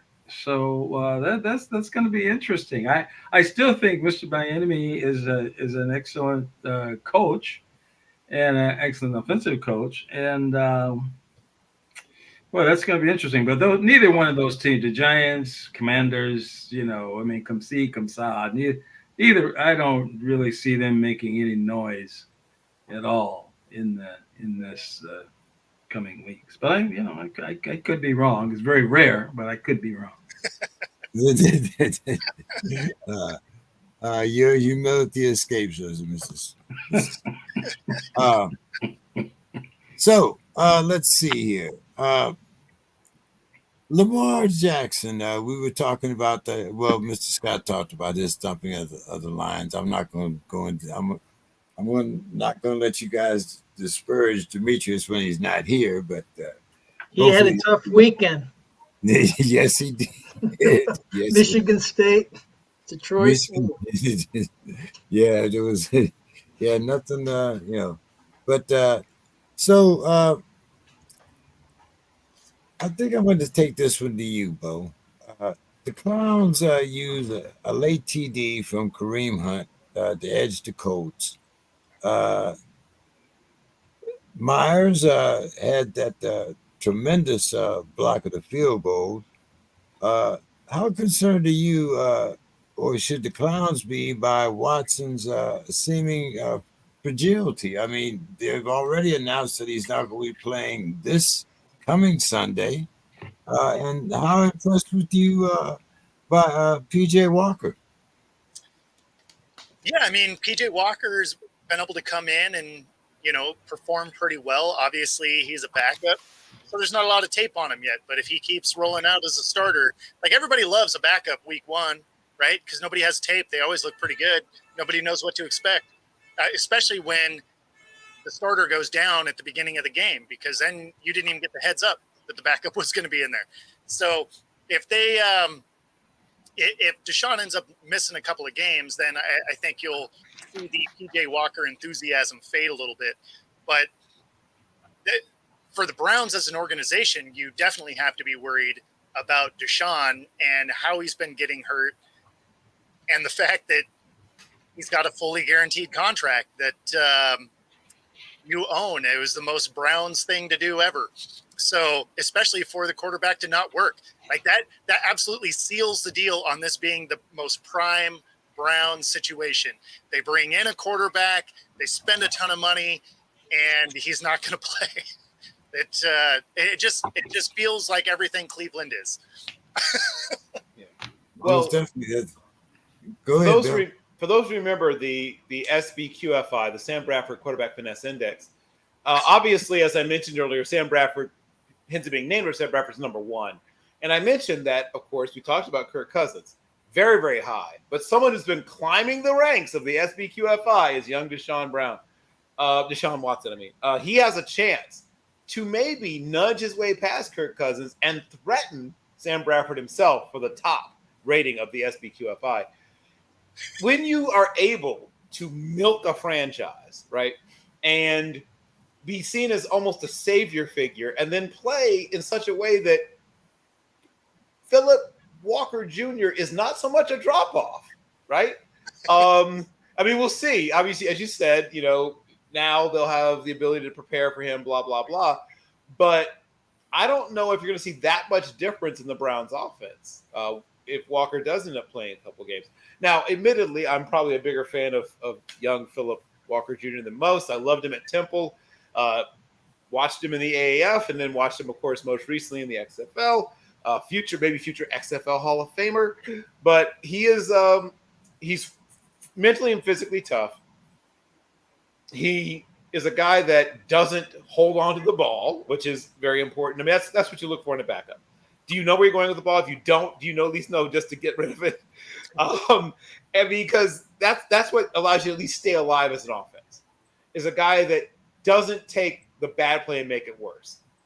Oh, this is bad. I'm just going to see if I can get a couple of yards or take the sack even, as opposed to I'm just going to fling this thing and see if somebody makes a play for me. I mean, they might, but that's not how you make a living, right? Let's minimize the disasters. So that's how you stay a backup. That's right, exactly. But I think he's going to play well, and the Browns. What's the old saying? The Browns is the Browns. They do find a way to Browns it up at some point, but I won't be surprised if the offense in some ways looks even slightly better than it's looked recently. Okay, we'll have to look out for that. Dave, the offense awakened in the fourth quarter, rallying for a 24-17 victory over the Rams. And Dave, we also promoted two guys off the taxi squad this week. Talk to us about our Steelers. Yeah, well, one, I got to give a shout out to the Steelers fans. Game was in LA, could have as well have been in Pittsburgh. And I know that a lot of them were locals, but I know of a lot of people. I personally know a lot of people that flew out for the game from all over the country that were Steeler fans. And that was pretty incredible, because it wasn't like 20%, which would be a huge amount of visiting fans, but it was at least half that stadium was Pittsburgh fans. So shout out to them. But the shout out I want to give to among the players is Deontay Johnson. I mean, they talked about, his impact coming back because he came off injured reserve, and sure enough, it just worked like a charm. You couldn't just crowd George Pickens out.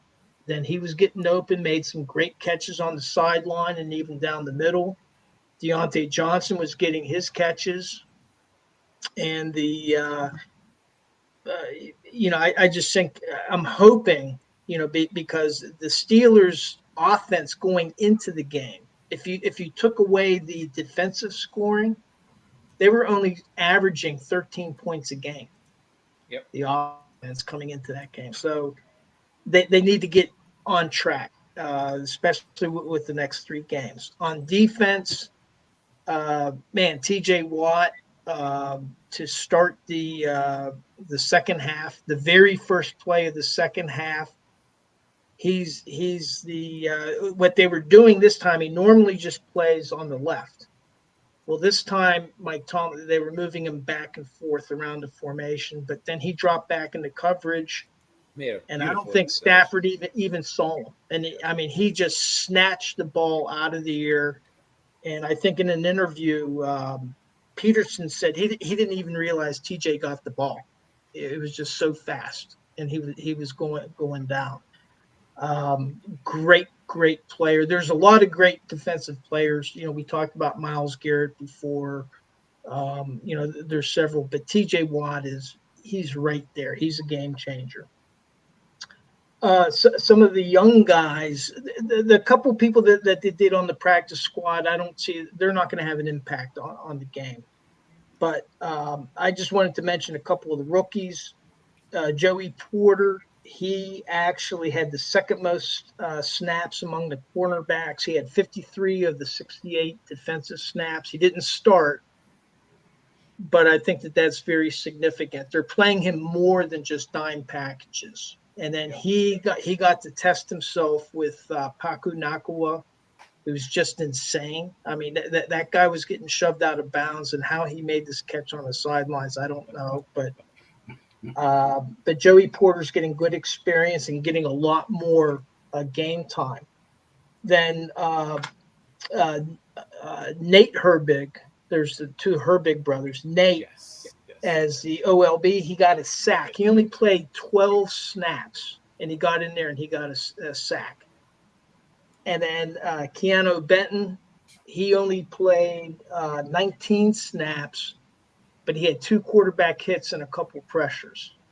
And that was late in the game. And then all of a sudden, Stafford's thrown to nowhere. And then I think he was feeling the heat. So a good shout out. I think that the Steelers are bringing these rookies along. The fans are very impatient. They want these rookies to play more, but I think that Mike Tomlin is doing the right thing. He's being measured and giving them more and more responsibility as the weeks go on.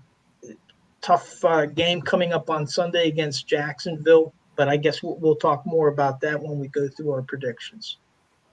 Yes, sir. Speaking of predictions, we can get to them now. Our predictions are always sourced by DraftKings Sportsbook, and we can start with Thursday night. Dave, the Bucks +8 from the Bills, and the over/under is 42. Okay, I'm going to take Josh Allen. He's just going to play football. He's not going to overthink it. So I'm taking the Bills to cover, and I'll take the under in that game. Okay. And the Sunday 10 o'clock game, Dave, the Eagles -6.5 versus the Commanders. Over/under is 43.5. I know the Commanders played them tough before, but I'm taking the Eagles to cover and the under in that game. Bill. Well, I'm going to agree on the Eagles. I'm going to take the over instead. And what was it the Bills were giving in terms of the spread? 8. Oof. Right? God in heaven. And the game is at Buffalo. Buffalo. Whew. All right. I don't like it at all, but I'll take the Bills. I'll take the under, and I will not like any of it, but I'll do it. Mr. Scott, who you like, the Bucks or the Bills? The over under is 42. Bucks are getting 8. I don't like the line. I mean, of course, I like the Bills, but that line, I just don't like to give up. But I just really don't. Deep down, I don't think the Bucks are any good.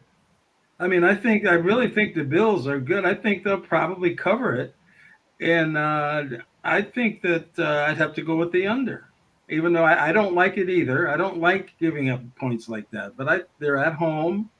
It's a nationally televised. I think they'll cover it, but it'll be an under. I don't think the Bucks are really that. I don't think they're that good. Okay, well, what about the Eagles giving up 6.5 to the Commanders, and the over under is 43.5? The Commanders. Oh man, I have to go with the better team. I mean, I'm going to stick with that. I think the Eagles are just a better team. I think the Commanders are kind of in disarray. I don't think that they have a real focus of where they're going. I'll take the Eagles. I give up the points on the road. That's why I don't like doing that. But for discussion, that's what I would do. Dave, Bo. Sorry. Yeah, I mean, for the first one, you're taking the Bills. The Bucks are, at the end of the day, still led by Baker, right? We've had this conversation before. So I'm going to go with the Bills to cover, and I guess I'll go with the under because I don't know how well that Bucks team will move on the Bills defense. So I'll take the under there. And then the Eagles and the Commanders. This one seems easy. I'll take the Eagles. I'll take the points. I'll take the over. Okay, Bo, let's stick with you here. The Pats, minus 9.5 at the Dolphins. The over-under is 47. Wow, 9.5. So I'm going to go with the Finns win, but they don't cover. Because I just don't love that Dolphins defense. So I'll take the Finns. They don't cover. 47 seems about right. I'll take the under on that. Okay, sticking with you, Bo. The Rams getting 6.5 from the Cowboys. They're playing at the Cowboys. The over-under is 45. Yes, I'm going to go with the Cowboys win, also don't cover, and I'll take the under on that. Okay. Mr. Scott, you got the Rams. Let's see, the Rams against the Cowboys getting 6.5, and the Pats getting 9.5 from the Dolphins. 47 is the over-under for the Pats. 45 the over-under for the Cowboys. Well, I think the Pats will be under. I mean, I don't think they have much of an offense. And I still think Miami, they can score. I mean, they just seem to have the weapons, and boy, I hate to give up. Oh my goodness, this is ridiculous. These lines, I don't know how they set these things. I take Miami, and I'll take the over. And as far as the Rams, I don't know what happened to the Rams. I don't understand this. What all of a sudden they just tumbled down. I don't understand. You go from Super Bowl, you can't beat nobody. And then the Cowboys, oh God, how can I take them? Just confidently take the Cowboys. How can I just confidently say they're gonna do it? But I guess I'd go Cowboys and over because I still think the Rams can score some, and I think the Cowboys are going to have to score to win. So I'll take it and go with the old-fashioned Cowboys and over. 45 is not that scary of a number. Dave. Yeah, I'm gonna take the Pats and the points. I think the Dolphins are gonna win. I agree with Bo, and I'm gonna take the under in that game. I think Belichick is maybe he's gonna get some old film out and figure something out with that Miami offense.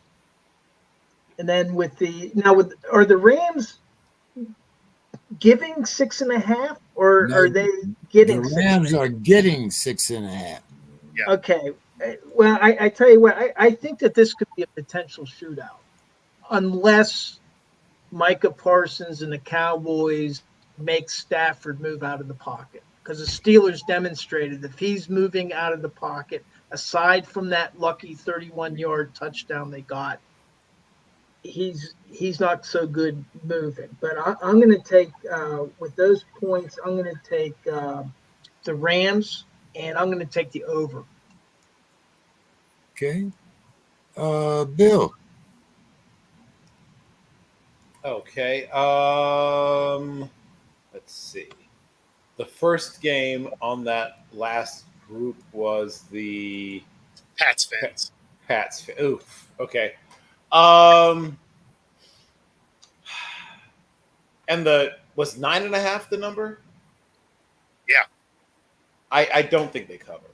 I think the Patriots are starting to round into form and will be a better team in the second half of the season than they were in the first half. They're not a really good football team, but they are well coached.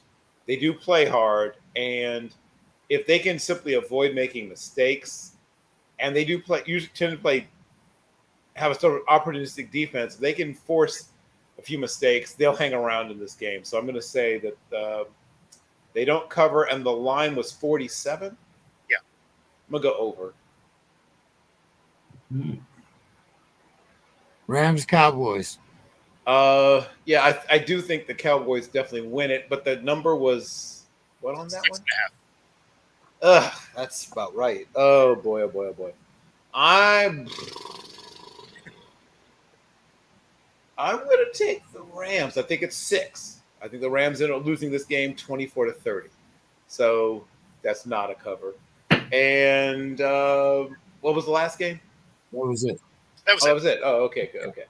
Mr. Scott, the Vikings, this is a pick'em game, plus or minus 1 at the Packers. The over-under is 43.5, Mr. Scott. Yeah, I'm so against half points. I just can't stand them. I just really just hate them. That rap music, right? That's right. Hit it right on the head there. I have to take my Vikings, and boy, their defense, boy, they're really seeming to rounding into Flores' program. I mean, he blitzes a lot, and I think that's they're really starting to get that pressure going, and he's coming up with all these looks and all of these things, and I think for that young quarterback. I think the Vikings. I love that game for the Vikings, and boy, I'm gonna have to. I'll take it over. I'll take it. I'll take the Vikings and the over. Okay. And Mr. Scott, the Jaguars, getting 2.5, playing the Steelers, and the over-under is 42. So the Steelers are the 2.5 favorite. Yes. They're playing at home. It's usually 3, but Well, Jaguars, they've been really surprising. I mean, they can score, and but it's just that Talman just has the rabbit's foot. It just seems to. I thought I thought they were ushering him out. And all of a sudden, he just flipped the whole script around. Now he's really, so he's hard to go against at home. I mean, I'm going to take him. I'm going to take him, boy, and I don't, I'm going to take the Steelers and the under. Bill. Oh God. If this were a pick'em or even, I mean, the Jaguars have the better roster, right? There's no getting around that. I just and everything Mr. Scott said was true. They find a way to keep games close, gut them out, and force a team to make a mistake. I just feel like this is a week that the Jaguars prove that they aren't a mirage. They're the better team. I think they flirt with disaster, but I think they somehow sort of pull it out at the end. I think they get, especially with them getting 2.5 points, even if they end up losing a close game, I don't think the Steelers will be able to cover. So I'll go with the Jaguars. Even if the Steelers win it, it won't be by 2.5. And the over-under was what number again? 42. Oh, that's about right. I will very begrudgingly take the over. And the Vikings-Packers. I will actually agree with Mr. Scott. But the team that's getting the one was the Vikings. Yeah. So yeah, that helped, makes it a little easier for me. Yeah, I might have taken them either way, but yeah, that pushes me over the edge. I'll take the Vikings, and the line on that was 43.5. 3.5. I will take the under. Dave. Okay, I've jumped ship from the Love Boat. I'm taking the Vikings, and I'll take the under.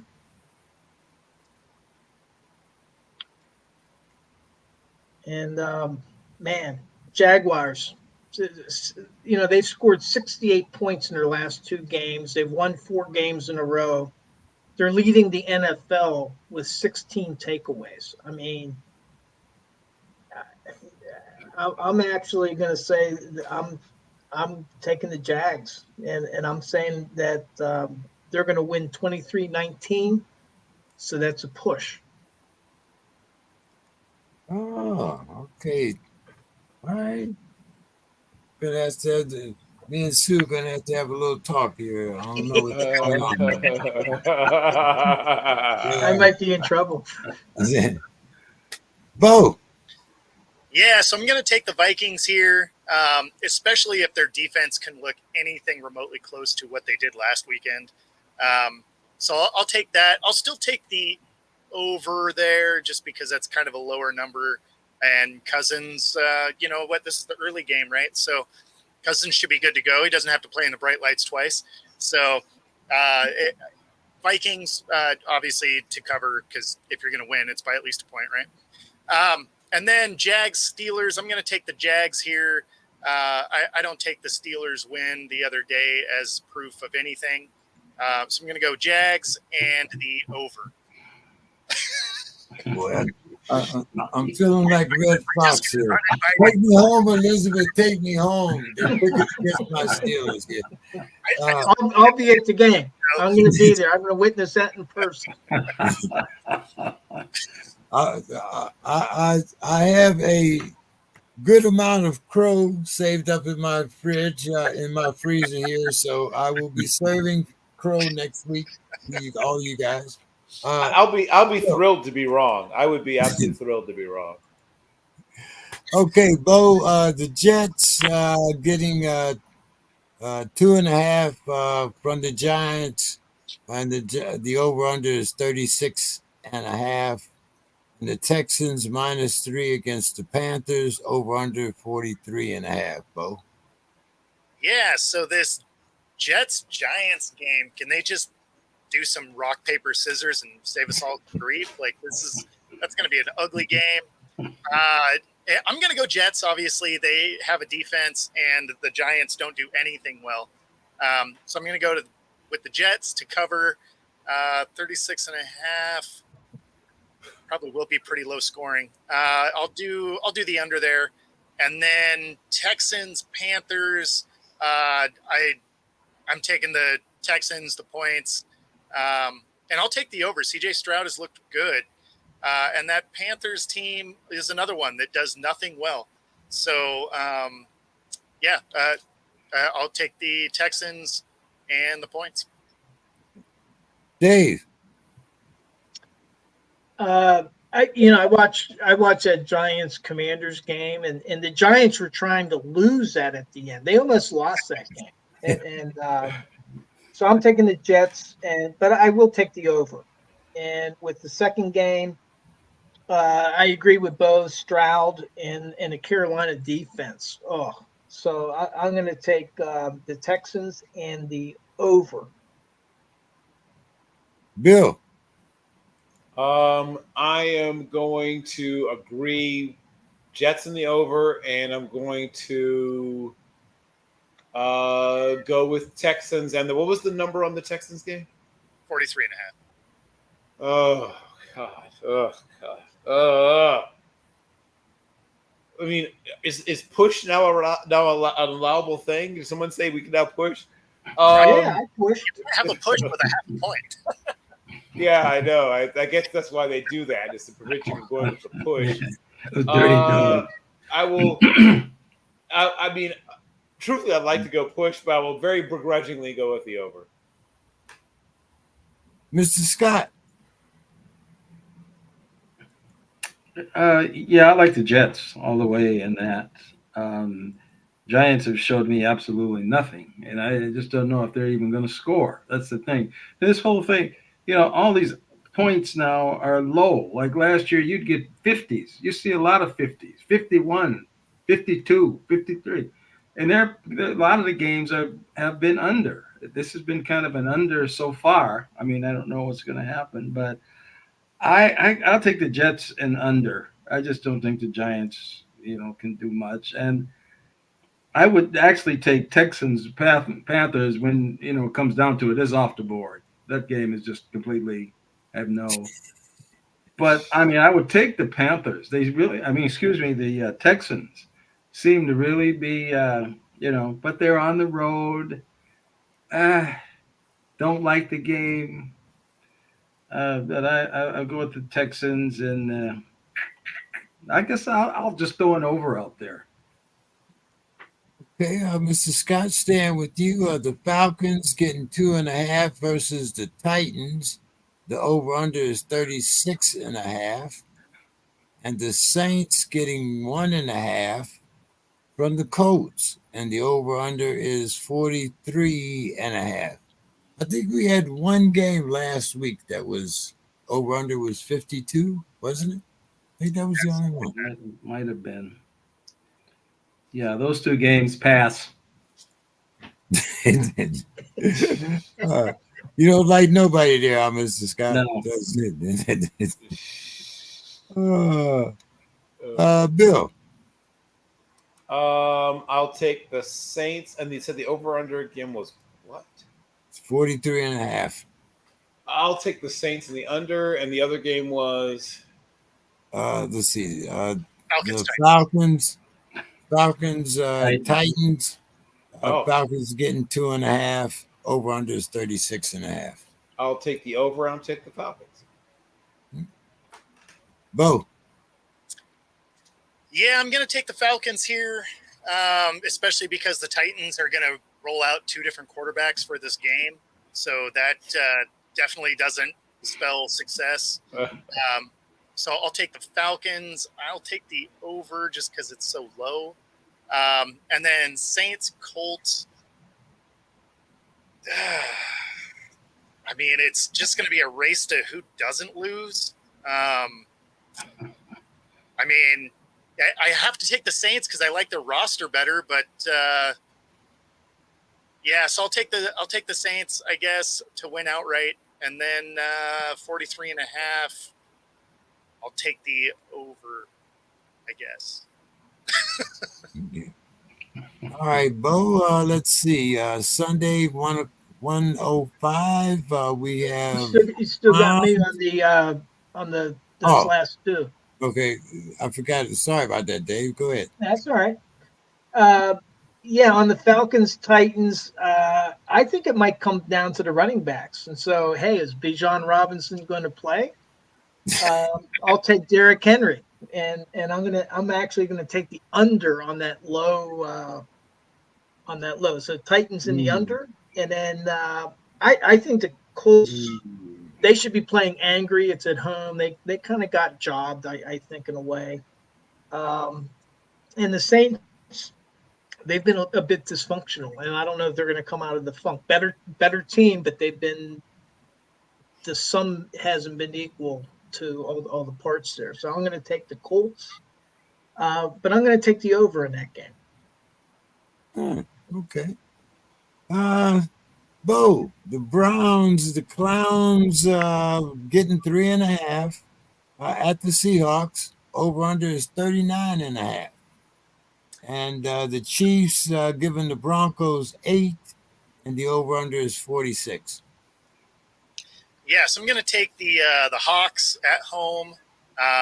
They ended up with a little bit of a hole with Nwosu going down, but then they bring Frank Clark back, who should be able to be plug and play. He was at Seattle before. And the Browns, it's PJ Walker, right? So, they have a little bit of tape on him now. That Browns defense is no joke, but the Seattle defense has looked significantly better than how the season started. So I'm going to take the Hawks, and I'm going to take the over here because the Hawks can put up some points even against a good defense. And then Chiefs -8 versus the Broncos. The Chiefs, the points, the over. Mr. Scott. The Browns. So the massage therapist, he's not going to play. He's out again, right? Correct. He's out again. But I like their coach. I mean, I wish he should have been the coach here at the Vikings. He had been here forever. If it wasn't for Zimmer, he should be the coach here. I mean, I like what he does. And, Geno Smith has proven that he's no joke. I mean, he's for real. And they have a good coach. I mean, but I'm going to go with the Browns. I think that they got to make a statement and try to get the ship right for the massage therapist to come back and have a good record. I'm going to go with the over too. I'm going to take the Browns in the over. And I'm kind of basing this on last week's score with the Browns. So I'm going to take them in the over. Okay, and what about the Chiefs Broncos? Boy, is Russell Wilson that bad? I mean, I keep wondering week after week after week, but I just haven't seen anything. And the Chiefs, I mean, it's kind of like in this game, they should be able to name the score. And usually the Broncos at home, that's a tough beat. I mean, really. But I think the coach is a little fed up with the quarterback, and the quarterback isn't producing. So I'm going to say the Chiefs get in there and get out. And the Chiefs score, so I take them over. I take the Chiefs in the over. Bill? Let's see. The Browns are getting how many? 3. Oh, that's not a huge number. And the game is being played in Seattle. I'll take the Seahawks. And what's the over under number? 39. I'll take the over, and I'll take the Seahawks. And the Chiefs are giving how many? 8. And that game's being played in Mile High. The Chiefs have been playing with their food a lot this year. I could see that not being a cover and them just messing around and making it close. So, it's Denver's Super Bowl. So, congratulations, Denver. And losing by 4, you've won your Super Bowl. And then the over-under is 46. 46. That's right about right. I'll very begrudgingly take the over. Dave. Okay, I'm gonna take the Seahawks. I mean, the Browns are probably not going to have Watson. They also, I think, Jerome Ford, who had done very well when he came in, he's dinged up. So I think that they're down to Kareem Hunt. Um, that that's just too much. I mean, they have a great defense, but you need some offense to go. And Walker doesn't have a touchdown pass yet. He has 3 interceptions. So I'm going to take the Seahawks in the under, and then in the Chiefs Broncos, um, I'm going to take the Chiefs in the over. Okay, sticking with you there, Dave. The Ratbirds giving 8 to the Cardinals. The over/under is 44. And the Bungles getting 5.5 from the 49ers, and the over/under is 45. Well, Lamar Hunt, what impressed me in this last game was how he was throwing from the pocket. He was actually staying in the pocket, making the completions. That makes him even more dangerous because he can still run. So I'm taking the Ravens, but I'm gonna take the under. Yeah, I'm saying Lamar is hot, Dobbs is not, and with the Bengals and the 49ers. Hey, if they don't have Debo Samuel again and Purdy's not in there, I think I'm going to take the Bengals. I mean, the AFC North is not. I mean, these teams on the West Coast have got to start beating the Steelers' competition in the AFC North, and they haven't been doing it. So, but I'm going to still take the Bengals and the under in that game. Bill. Yeah.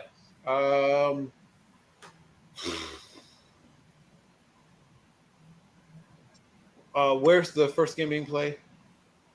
Arizona. The Cardinals are very resilient.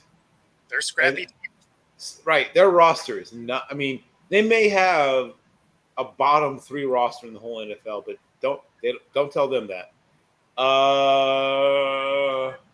And the over/under on that one is 44. 44. And the Cardinals are getting 8. 8. Oh yeah, give me the Cardinals and the under. Yeah, give me the Cardinals and the under. And then, where's the second game played? In San Fran. It's in San Francisco. I am feeling a little bounce back-ish. What's the over/under? What's the line? Sorry, line on that one? 5.5. 5.5. That's about right. And the over/under on it is 45. 45. Oh, okay. I'm going to very, very, very begrudgingly take the over. Wait, what? It is Sam Darnold as quarterback. Yeah, I know. But I think that's going to force them, like sort of like we talked with PJ Walker, to get rid of some things, which I think will end up being a good thing. No and Debo they'll be. either, though. What'd you say? No Debo either. Yeah, I mean, once again, I'm not saying Debo doesn't matter, but Debo is a catch and run specialist, not so much the guy that sort of works down the field. He's almost like a minute, he's like what's the wide back, right? He's almost like a running back in the way he's used out in the passing game, even more like throwing to a running back than throwing to a conventional wide receiver. I'm not saying it won't matter, but I think what will matter more is them being stubborn in the run game, which I think they will be, especially with what's happening with Brock Purdy. So I'm going to go still with the 49ers. I still think they cover, but now they just barely do it. And but the over-end was 45.5? It's 45. 45. Oh. Yeah, I'll take the over. Mr. Scott. Boy, I agree that I like Lamar, the way he's been playing. I mean, he is really toned it down, and he's still dangerous on his feet when he needs to be. So I think that makes him so tough to defend. So yeah, I'm taking Baltimore, and I'm going to take it over because I think the Cards just are kind of out there. I think they're going to be razzle dazzle throwing the ball. They're not going to try to run over Baltimore. So I'm going to take it over, and I'll take Baltimore. And Cincinnati and the 49ers. Cincinnati getting 5.5. Oh, it's at San Francisco. I think they're just such a good team. I've got to take them. I'll give up the 5.5 at home, even though they can backups. I think they can plug them in against Cincinnati, and I'll take the under with that one. Oh, okay.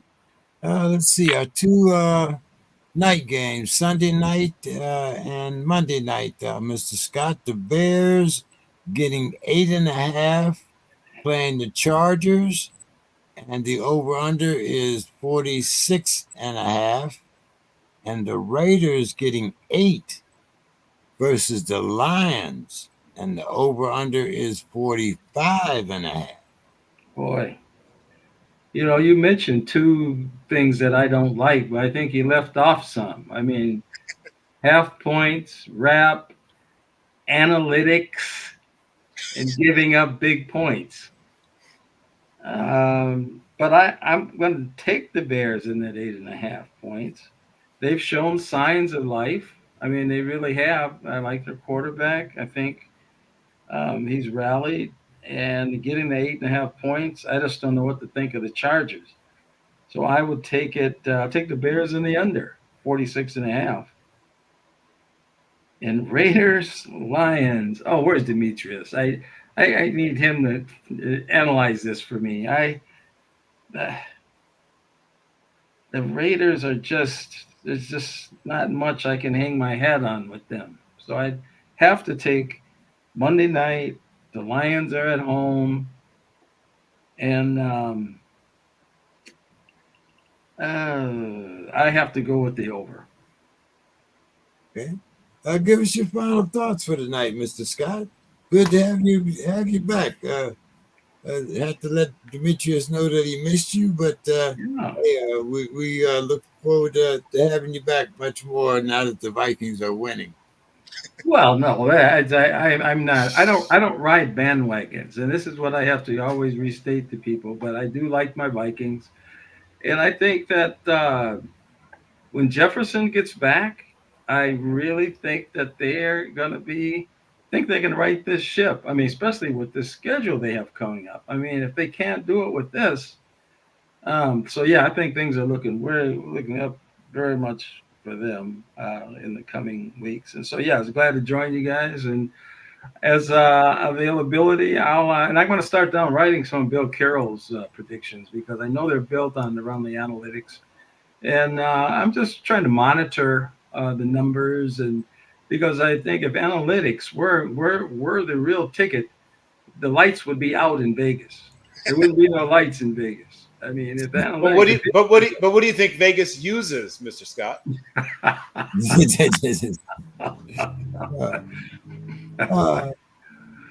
Okay, Bill, let's get to your predictions and your final thoughts. Oh, okay. Well, what I will say definitely is, okay, right, the last games. Who's got the home field in those games? Chargers and the Lions. Well, the Chargers don't have a home field ever, so that doesn't count. And what's the line on what's the over under on the Chargers game? 46.5. Oof. Okay, 46.5. That's once again right.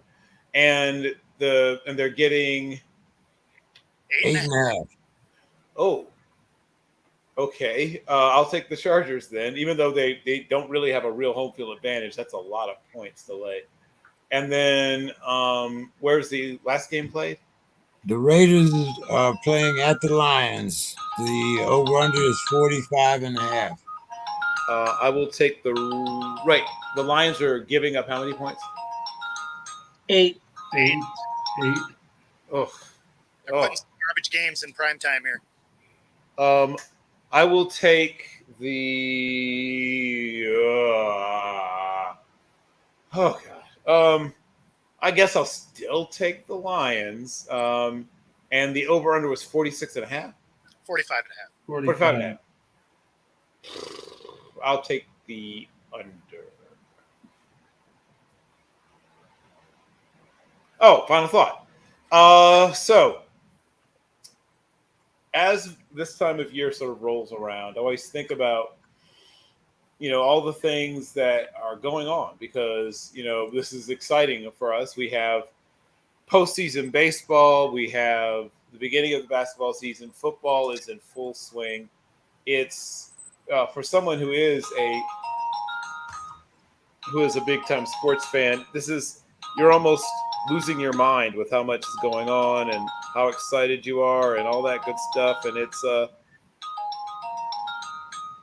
a lot of fun. Just trying to keep up with it all, in fact. But when I think about sort of my particular final thoughts, I think back of obviously the history of where we get, and I'm going to mention a player that is at least flirted with the Hall of Fame, and this will be, I guess, maybe near and dear to the heart of our friend Mr. Anthony Scott, because on this day in 1964, Jim Marshall ran 66 yards with a scooped fumble, but unfortunately ran in the wrong direction and resulted in a safety. Now, some people have theorized that this is the thing that's been keeping Jim Marshall out of the Hall of Fame.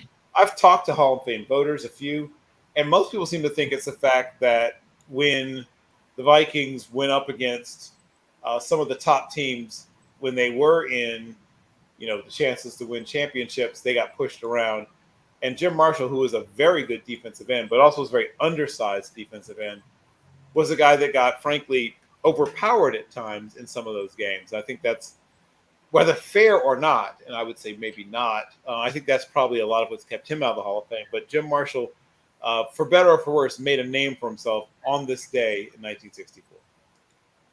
Yes, but just to be counter that for just a second, Jim Marshall played with the line with Alan Page, Yep. Carl Eller. Yep. So Jim Larson, playing very with them, and then the fourth, Gary Larson, Doug Sutherland. Yep. I mean, that was one of the best lines, and so The Purple People Eaters. It was a great defense, but they did also get overpowered. And he played 20 years. Right. And he started every game. I mean, super aware. I remember the Hall of Fame is one of my things. I'm very aware of his career and what he did. And if you go back, and obviously they didn't keep, the sack was not a statistic, but if you go back through, Jim Toney has done some great work. He's over the 100 sack mark if you use the game books and things they've used to try to sort of calculate what he would have had in terms of sacks. I'm saying I would like to see him get in the Hall of Fame. I'm saying some of the reasons I've heard from Hall of Fame voters that he hasn't gotten in. Yeah. Boy, I liken it to like Jim Cott. He had to wait forever. He waited forever and ever. But the longevity, and we're not going to see that kind of longevity. Of course, they're getting such a bag now, so they don't really need to do it. Bo, your scores and final thoughts. Yeah, so I missed the other two with the Ravens and the Cards. So I'm going to go Ravens. I'm going to take the points because the Cards can't score anymore, but I'll still take the over. Bengals at Niners. I'm going to take the Bengals in this game. I don't like where the Niners are headed. I think they dropped 3 in a row now, and then I will still take the over in that. Bears getting 8.5 against the Chargers seems like that's probably going to be ridiculous. So I'm going to take the Chargers to win, the Bears to cover, and the over because neither team plays a lot of defense. And then the Raiders at the Lions are about to get smacked square in the face. So I'll take the Lions, the points, and the over there. And then final thoughts. A good buddy of mine, also ex-teammate, is the coach for the Meadowdale Middle School football team now. And so if you're here in the Northwest, They are doing a clothing drive for the Goodwill. So they will be there November 12th, 9 a.m. to noon.